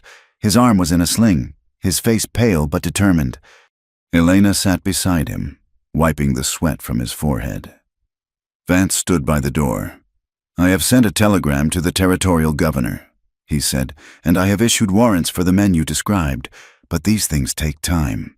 The wheels of justice turn slow. We cannot stay here," Elena said. Vance frowned. "It is safer here than out there. I can put you in protective custody." "No," Noah said. His voice was weak but firm. "If we stay, we are just sitting ducks waiting for them to try again. And if I am not at the ranch, they will destroy it. They will kill the stock. They will poison the water." He looked at Elena. "We have to go back." Elena looked at his broken wing. She looked at the blood that had dried under her fingernails. She thought of the ranch, the graves on the hill, the way the light hit the kitchen table in the morning. It was not just land. It was their home, and leaving it to the wolves was a form of dying. She took Noah's good hand. "We go back," she said. Vance shook his head. "You are walking into a war zone." "Maybe," Noah said, "but it is our ground, and we are done running." Love that hides isn't love, Elena thought, helping Noah stand. It is just fear in a nicer coat, and she was done with fear. She was ready to be the woman who swung the brick. "We leave at dawn," Elena said. They walked out of the doctor's office, battered, bloodied, but standing upright. They walked together, and this time, when the townspeople looked, they did not see a victim and a fool. They saw something dangerous. They saw two people who had decided that some things were worth bleeding for. The return to the ranch was not a homecoming. It was an arrival at a crime scene. The snow had stopped falling, leaving the world suspended in a stark, white silence that amplified every sound: the crunch of the horse's hooves, the creak of saddle leather, and the ragged breathing of Noah, who rode with his left arm bound tight against his chest. The pain in his broken collarbone was a dull, thumping rhythm that matched the beat of his heart. But his eyes were clear, scanning the horizon with the predatory focus of a man expecting an ambush. They rode through the main gate, which hung crookedly from a single hinge. The sign Noah had carved years ago, Kincaid, had been split down the middle, likely by an axe, the two halves swinging uselessly in the wind. Elena felt a cold stone settle in her stomach. She spurred her horse forward, passing Noah, driven by a frantic need to see the extent of the damage. The yard was a mess of scattered hay and overturned troughs. The barn doors stood wide open, flapping like broken wings. But it was the house that stopped her breath. The front door had been kicked in. Splintered wood jagged against the dark interior. Elena dismounted before her horse had fully stopped, her boots sliding in the slush. "Elena!" "Wait," Noah called out, his voice rough with pain. She did not wait. She walked up the steps and crossed the threshold. The kitchen, usually the warm heart of the house, had been gutted. The table where they had shared meals in silence was overturned. One leg snapped off. The flour bin had been upended, coating the floor in a white dust that looked mockingly like the snow outside. Jars of preserves, peaches and tomatoes she had canned with such careful pride, were smashed against the walls, their contents dripping like sweet, sticky blood. But the cruelty was specific. It was targeted. Elena walked to the small room Noah had given her. Her few dresses were pulled from the wardrobe and slashed to ribbons. The hairbrush Noah had bought her lay on the floor. The handle snapped in two. The small tin where she kept her saved wages was gone. But the pennies she had left on the bedside table were scattered across the quilt, as if to say her money was trash. It was not a robbery. It was a message. It was a violation designed to tell her that she owned nothing, that she was nothing, and that no walls could keep them out. Elena stood in the center of the room, her hands trembling. A wave of shame crashed over her, hot and suffocating. It was the old shame, the familiar voice that whispered she was poison, that she ruined everything she touched, that she had brought this destruction down on a good man's house. She felt a presence behind her. Noah stood in the doorway, his face gray with exhaustion, his good hand gripping the doorframe. He looked at the slashed dresses. He looked at the smashed window. "I'm sorry," Elena whispered, her voice shaking. "I am so sorry. Look what they did. Look what I brought you." Noah did not move to hug her. He did not offer soft words of comfort meant to smooth over the jagged edges of the moment. He stepped into the room, his boots crunching on the glass. "This is not on you," he said. His voice was low, vibrating with a deep, subterranean anger. "It is," Elena cried, turning to face him. "They did this to hurt me, to show me I am dirt. They did this because they are small men who fear things they cannot control," Noah said. He looked at the destruction not with despair, but with a terrifying clarity. "This is not a judgment on you, Elena. It is a confession of who they are." He kicked a piece of the broken chair aside. "You feel shame?" Noah asked. "You feel like this is your fault?" "Yes," she choked out. "Do not," Noah said. He looked her in the eye. "That is what they want. They want you to feel dirty so they can feel clean. Do not give it to them. What was done here was a sin, Elena, but it was not yours, and it will be answered." He turned and walked back to the kitchen, his boots heavy on the floorboards. "We have work to do," he said. They did not have long to wait. The word had spread. The attack in front of the courthouse in Prescott had been witnessed, and the telegraph lines had been busy. But news travels in different ways in the high country. It travels by riders on fast horses and by the smoke of signal fires. By noon, the Allies began to arrive. They did not come with fanfare. They came quietly, riding singly or in pairs. Men and women who had watched the mining syndicate eat the valley piece by piece and had finally decided that they were full. Elias Thorne was the first. The old rancher rode a mule that was as cantankerous as he was. He carried a double-barreled shotgun across his lap, his knuckles swollen and gnarled like tree roots. He looked at the broken gate and spat a stream of tobacco juice into the snow. "I heard you went to the feds," Thorne rasped as he dismounted. "I figured you might need another gun while you wait for the ink to dry." "Thank you, Elias," Noah said, standing on the porch. Then came the Riveras. Mateo drove a wagon, with Sophia sitting beside him, her face wrapped in a dark shawl. In the back of the wagon sat their 3 sons, young men with dark eyes and rifles resting easy on their knees. They did not say much. They simply nodded to Noah and began to move their wagon to block the northern approach to the yard, creating a defensive line. Sophia climbed down and walked straight to Elena, who was sweeping the flour from the kitchen floor. Sophia did not ask what happened. She took the broom from Elena's hands and pulled her into an embrace that smelled of sage and strong soap. "You breathe," Sophia commanded. "The men will watch the road. We will fix the house. By 2 o'clock. There were 12 people in the yard. It was a motley army, ranchers in worn coats, vaqueros with silver spurs, a blacksmith who held a hammer like a weapon of war. They were the people the town usually ignored, the people who did the work that kept the world turning. Then the snow began to crunch under the wheels of a buggy. It was not the mine boss's carriage. It was a heavy wagon, flanked by 6 riders. Leading them was Sheriff Miller, his tin star polished to a shine that looked obscene against the gray sky. Beside him rode a man in a fine fur coat, Carver, the mine boss himself. He had come to see the end of the show he had paid for. The posse pulled up 50 yards from the house. They saw the barricade of wagons. They saw Thorne leaning on the fence with his shotgun. They saw the Rivera boys on the roof of the barn. Sheriff Miller raised a hand. Halting his men, he looked confused. He had expected a broken man and a cowering woman. He had not expected a fortress. Noah stepped off the porch. He walked out to the center of the yard, stopping 10 paces from the sheriff's horse. He wore his good coat, though the left sleeve hung empty. His right hand rested near the revolver on his hip. "You are trespassing, Miller," Noah said. His voice carried clearly in the cold air. Miller laughed, though it sounded thin. "Trespassing? I am the law.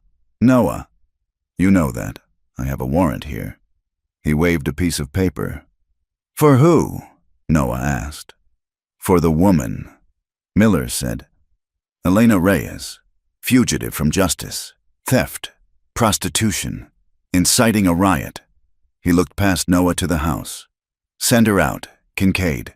Do not make this a bloodbath. You have got good people here. Do not get them killed for a whore." The word hung in the air, ugly and sharp. Elena was standing in the doorway. She heard it.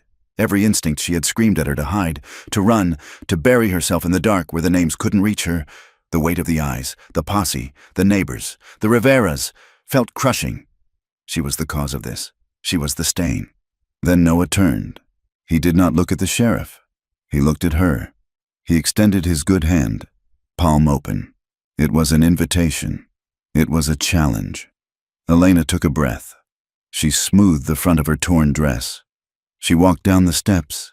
She walked across the frozen mud. She did not stop until she was standing right beside Noah, her shoulder brushing his arm. She looked up at Miller. She did not look down. "I am right here," she said. Miller sneered. "There she is. The cause of all this trouble? You got a lot to answer for.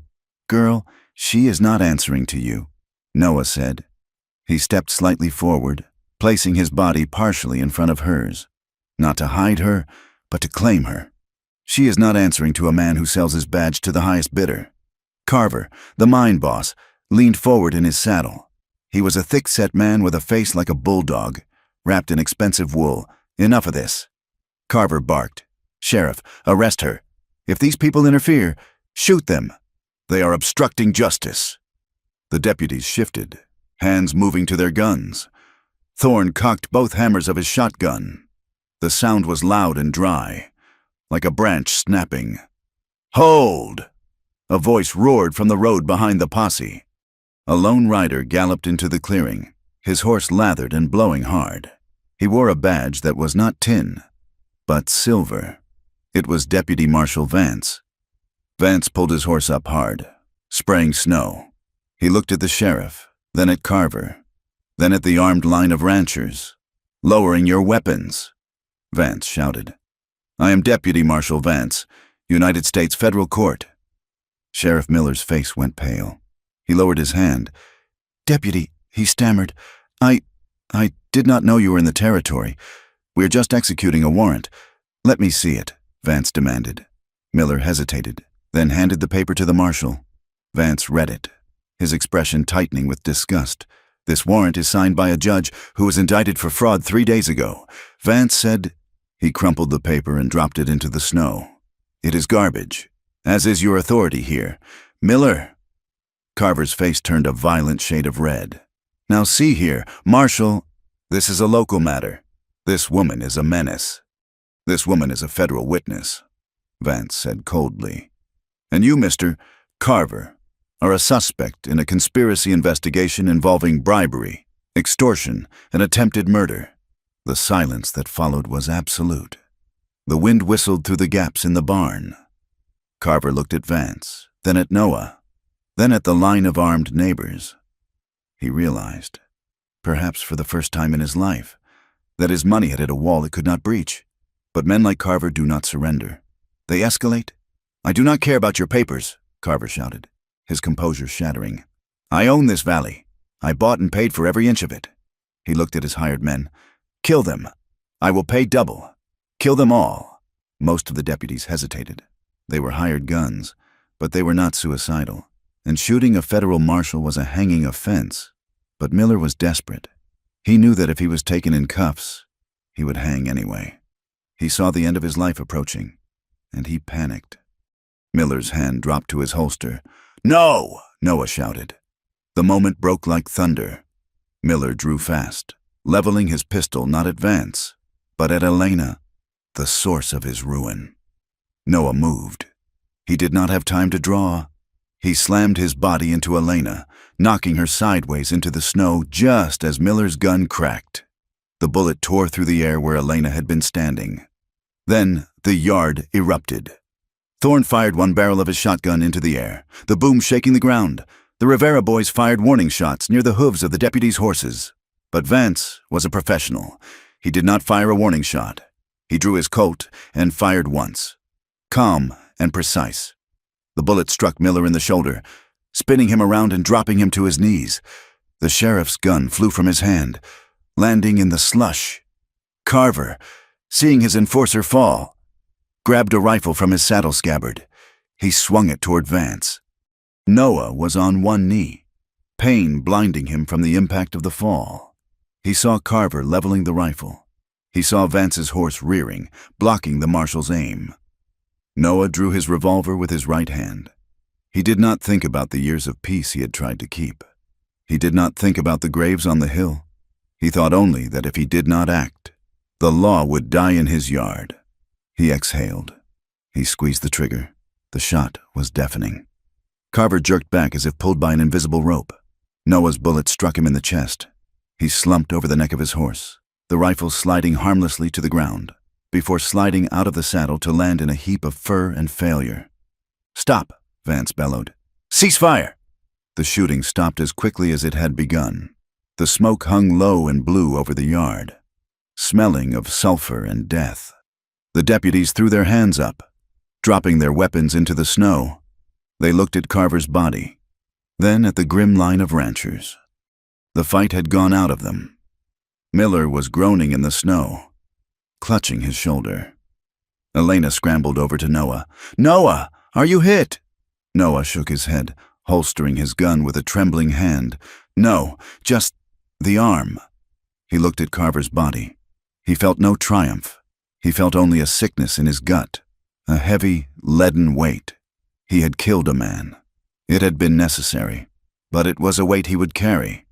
Vance dismounted, walking over to check Carver. He stood up and shook his head.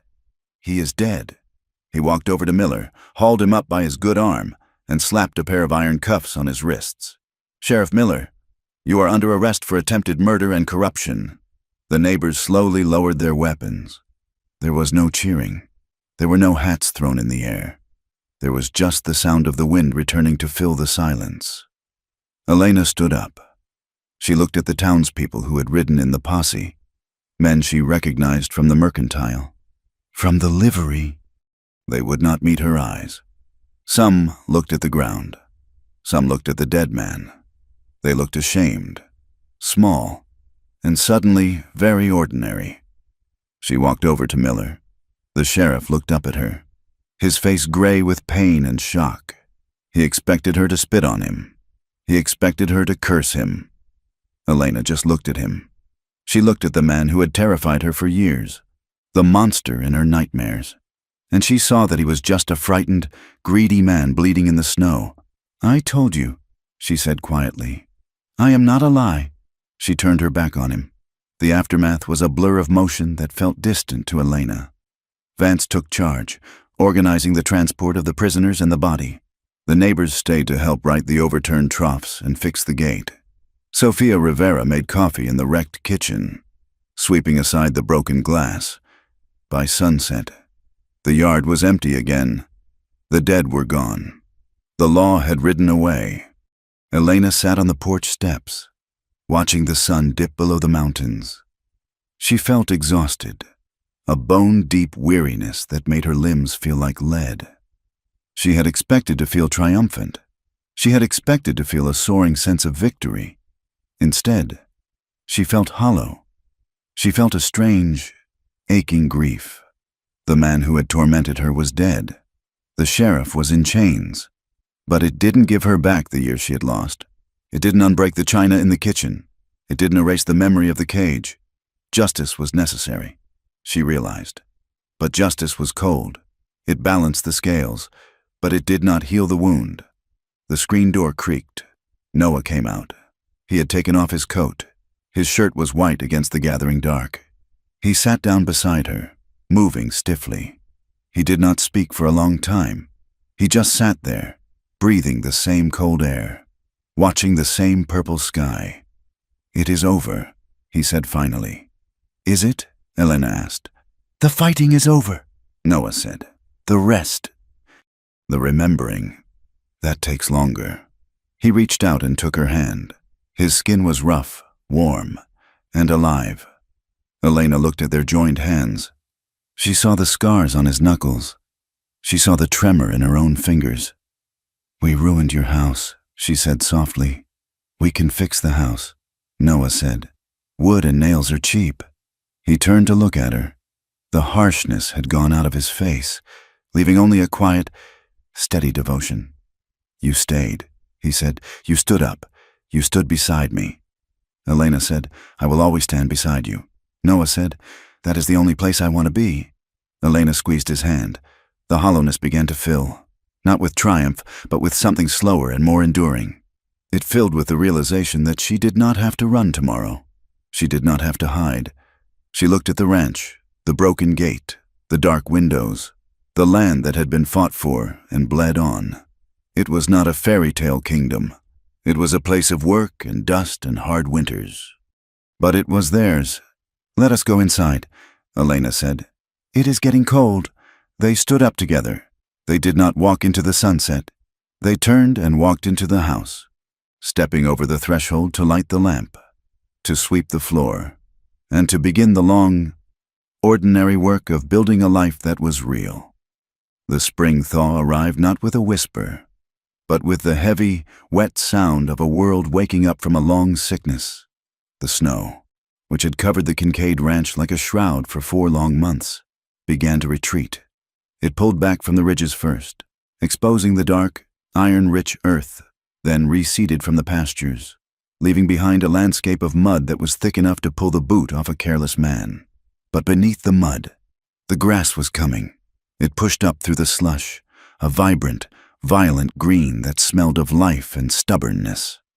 The creek, which had been a frozen ribbon of silence, was now a roaring torrent of brown water, carving new banks and carrying the debris of winter down toward the river. Elena stood on the porch, watching the sunrise. The air was cold, but it no longer carried the bite of frost. It smelled of wet sage and warming soil. She wrapped her shawl tighter around her shoulders, not because she was shivering, but because the comfort of the wool felt grounding. She looked different than she had when she first stumbled onto this land. The hollows in her cheeks had filled in, though her face retained the sharp, watchful angles of a survivor. Her hands, resting on the porch railing, were rougher now, calloused from the washboard and the rains, but they were steady. Noah was already out by the corral. He was repairing the fence that the sheriff's men had cut during the siege. He worked slowly, favoring his left shoulder where the collarbone was knitting back together, but he worked steadily. He was replacing the cut wire with new, double-strand barb. He was not just fixing a fence. He was stitching the ranch back together. "We need supplies," Noah said later that morning, coming into the kitchen and stomping the mud from his boots. "The flour is low, and we need seed if we are going to plant the south acre." Elena looked up from the ledger she'd been balancing. "I will go," she said. Noah hesitated. He poured himself a cup of coffee, the steam rising around his face. "You do not have to. I can send one of the Rivera boys. I am not hiding." "Noah," Elena said. She closed the ledger with a soft thud. "If I hide, they think they won. I will go." They hitched the wagon 2 hours later.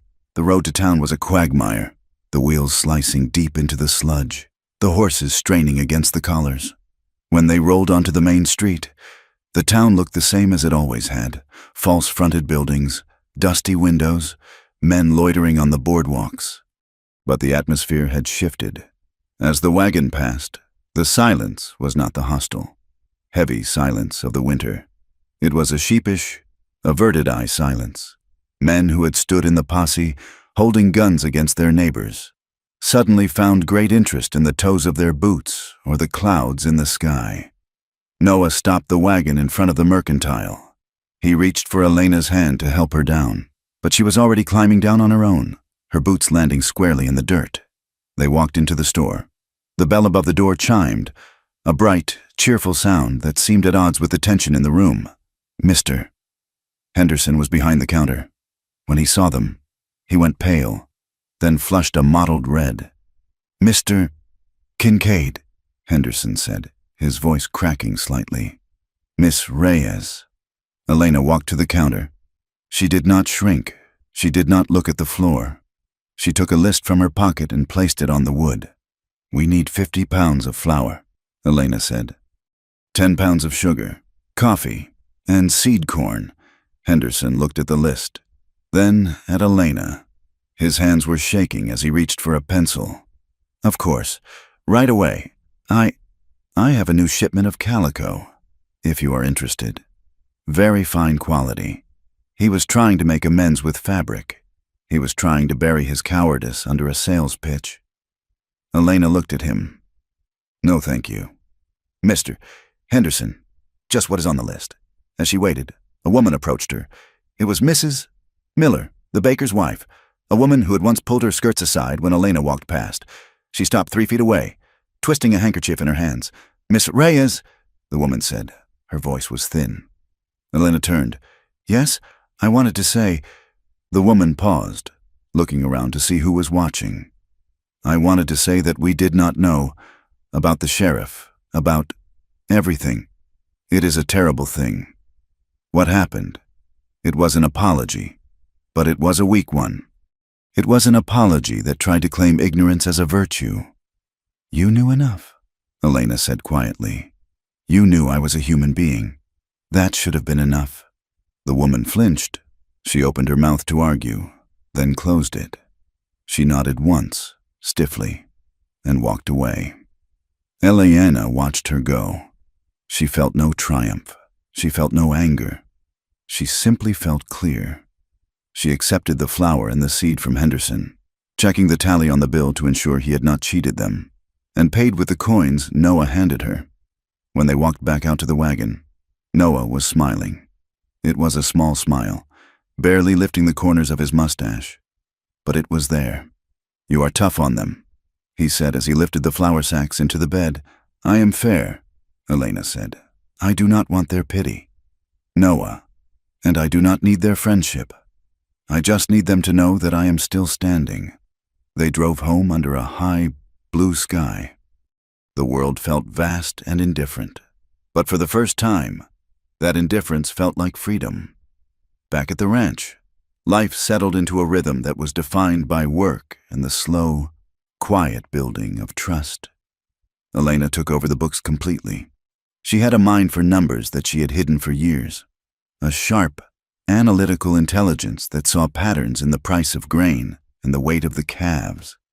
One evening, she sat at the kitchen table, the lamp casting a golden circle over the papers. Noah was by the fire, mending a bridle. "Noah," Elena said, "you are overpaying the feed supplier in Tucson. He is charging you for shipping twice on the invoices from January." Noah looked up. "Is he?" Elena pointed to the column of figures. "See here and here." He added the freight charge to the subtotal, then added it again at the bottom. Noah stood up and walked over, leaning over her shoulder to look at the ledger. He smelled of leather and wood smoke. "I never noticed," he admitted. "I just paid the bill. You have been losing $4 a month," Elena said. "I will write to him. We will deduct it from the next order." Noah looked at her, and the look in his eyes made her heart stumble. It was not just affection. It was respect. He was not looking at a woman he had saved. He was looking at a partner who was saving him right back. "You are good at this," he said. "I had to be." Elena said, Before, if I did not count every penny, I did not eat." Noah put his hand on her shoulder. His touch was warm and heavy. "Well, you are eating now, and you are saving us money." It was a small moment, but it shifted the ground beneath them. Elena was no longer just the woman Noah was protecting. She was the woman who kept the ranch running. She was essential. The legal proceedings dragged on with the agonizing slowness of a glacier. Deputy Marshal Vance stopped by every few weeks, bringing updates that were heavy with legal jargon. There were depositions to be signed. There were affidavits to be sworn. "They are trying to delay," Vance told them one afternoon. Sitting on the porch with a glass of lemonade, "The mine syndicate has expensive lawyers. They think if they drag this out, you will get tired. They think you will run out of money or patience." "Let them think that," Noah said. "We are not going anywhere." Elena sat through the questioning with a stone-faced calm. When the lawyers from the city came to question her character, asking about her time in the mining camp with sneering insinuations, she did not cry. She did not shout. "I did what I had to do to survive," she told them, her voice steady. "If you want to judge someone, judge the men who bought and sold women like cattle. Judge the sheriff who took a cut of the profits." Her testimony was a rock that broke the wave of their accusations, and slowly, the tide began to turn. The deputy marshal confirmed that the charges against the former Sheriff Miller would stick. The corruption was documented. The paper trail was undeniable. It did not fix everything. It did not give back the years Elena had lost, but it drew a line in the dirt. It said that in this valley, at least, the law was no longer a weapon for the rich. One Sunday, when the work was done and the air was soft with the scent of blooming wildflowers, Elena walked up the rise behind the house. She opened the small iron gate and stepped into the family plot. 2 markers stood there, weathered by the wind. Sarah Kincaid, beloved wife, and a smaller one, Thomas Kincaid, 3 days old. Elena stood there for a long time. She had avoided this place, afraid that her presence would be an insult to the dead. She was the woman who had come after. She was the woman with the stained past. She heard Noah's boots on the grass. He stopped beside her, taking off his hat. She liked the view from here, Noah said. His voice was raw, stripped of its usual reserve. She said you could see the weather coming a day away. Tell me about her, Elena said. Noah looked at the headstone. She was quiet. He said, "Not like me." She hummed when she cooked. She was soft. The world was too hard for her. I think when the fever came, she just faded. It was like watching a candle burn down. He swallowed hard, his throat working. And the boy, he never really took a breath. He just sighed and was gone. After they died, I stopped living. I just kept moving my hands and feet because I did not know how to stop. He looked at Elena. There were tears in his eyes, unspilt and shining. I thought I was dead too. Elena, until you ran into my fence. Elena turned to him. She did not try to offer platitudes. She did not try to tell him it was God's will. She knew better. I cannot be her, Elena said. I am not soft. Noah, I have sharp edges. I do not want you to be her, Noah said. He reached out and took her hand, interlacing their fingers. I want you. I am here, Elena said. She squeezed his hand. It was a promise. I am here. That night, the nightmare came again. It was always the same. She was back in the room above the saloon. The door was locked. The heavy footsteps were coming down the hall. She was trapped, and the walls were closing in, smelling of stale beer and fear. Elena woke with a gasp, sitting bolt upright in the bed, her heart hammering against her ribs like a trapped bird. She was sweating, tangled in the quilt. Noah was there instantly. He did not startle. He did not ask what was wrong. He knew. Elena, he said softly. He reached out and placed a hand on her back. He did not grab her. He just offered the weight of his hand as an anchor. You are at the ranch, he said. The door is locked from the inside. I am here. Elena trembled, pressing her face into her hands. It felt so real. I know, Noah said, but it is a memory. It cannot hurt you now. He pulled her down against him. She curled into his side, fitting her body against the solid warmth of his chest. He smelled of soap and sleep. The rhythm of his breathing was slow and steady, a counterpoint to her racing heart. She listened to his heart beating. It was a sound of life. It was a sound of safety. Hold me, she whispered.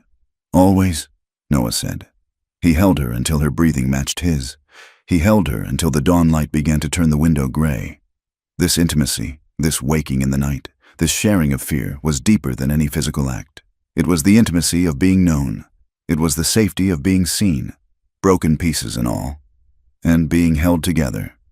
As summer approached, the last threat arrived. It came not with guns, but with a letter. A writer from the city delivered it, a thick envelope sealed with wax. It was from a law firm in San Francisco, representing the investors of the mining syndicate. Elena opened it at the kitchen table. Noah stood behind her, his hand on the back of her chair. It was a final attempt at intimidation. It spoke of countersuits. It spoke of character defamation. It suggested that if Miss Reyes were to withdraw her testimony, a generous settlement could be arranged to help her relocate to a new territory. It was a bribe wrapped in a threat. It was a suggestion that she should take the money and disappear, that she should go back to being a ghost. Elena read it twice. Then she stood up. She walked to the stove, where the breakfast fire was still burning low. What does it say? Noah asked. It says they are afraid, Elena said. She opened the iron door of the stove. She tossed the letter onto the coals. They watched the paper curl. The wax seal melted, running like red tears. The heavy legal language blackened and turned to ash. They want me to leave, Elena said. They want to buy my silence. And? Noah asked. Elena picked up the poker and stirred the ashes, ensuring nothing remained. I am not for sale, she said. And I am done running. She turned to Noah. Her face was set in lines of determination. We are going to plant the South Acre, she said, and we are going to fix the barn roof, and we are going to live here. Noah, right in front of their eyes. Noah smiled. It was a full smile this time. Reaching his eyes, yes, he said, we are. That evening, they sat on the porch. The sun was setting, painting the sky in violent, beautiful streaks of orange and purple. The land stretched out before them, vast and rolling, the sagebrush turning silver in the twilight. They talked about the future. It was a strange conversation for two people who had spent so long just trying to survive the day. The Rivera boy, Mateo's youngest cousin, needs a place, Noah said quietly. His parents died in the fever last winter. He is 12. He is a good kid, but he needs a home. Elena looked at him. She thought of the empty room in the house. She thought of the love she had been afraid to give, fearful it would be used against her. We have room, she said. He will need schooling. Noah said. And he eats like a horse. We have plenty of flour, Elena said. And I can teach him his numbers. Noah looked at her. Are you sure? It is a lot to take on. Elena looked out at the darkening hills. She thought of the graves on the hill. She thought of the silence that had filled the house for so long. A house needs noise. Noah, she said. It needs life. We cannot just guard the perimeter forever. We have to build something inside the fences. Noah reached out and took her hand. We will bring him over on Sunday. The story closed with the landscape wide and unforgiving, the mountains standing as silent sentinels against the night. It was a hard country. It killed the weak and broke the careless. But on the porch of the ranch house, two figures sat close together. They were not perfect. They carried scars that would ache when the weather turned cold. They carried memories that would wake them in the night. But they were there.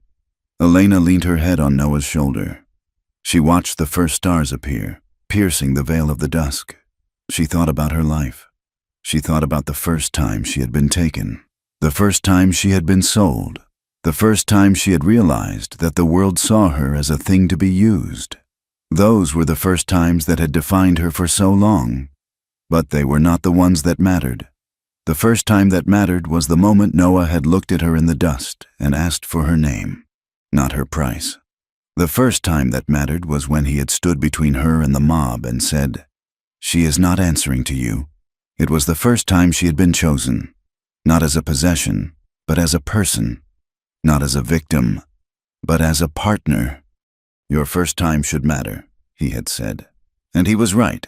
It wasn't the first time she had been touched that defined her. It was the first time she had been loved.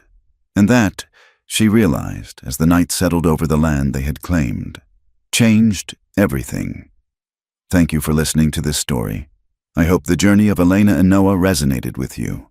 It has been a privilege to share this tale of resilience, justice, and the healing power of love in the American West. I would love to know where you are listening from today. Please leave a comment below and share your location. And if this story touched you, I encourage you to subscribe to From Wild West for more tales from the frontier. Please share your thoughts in English in the comments. I read every one of them. Until next time, keep your fences strong and your heart open.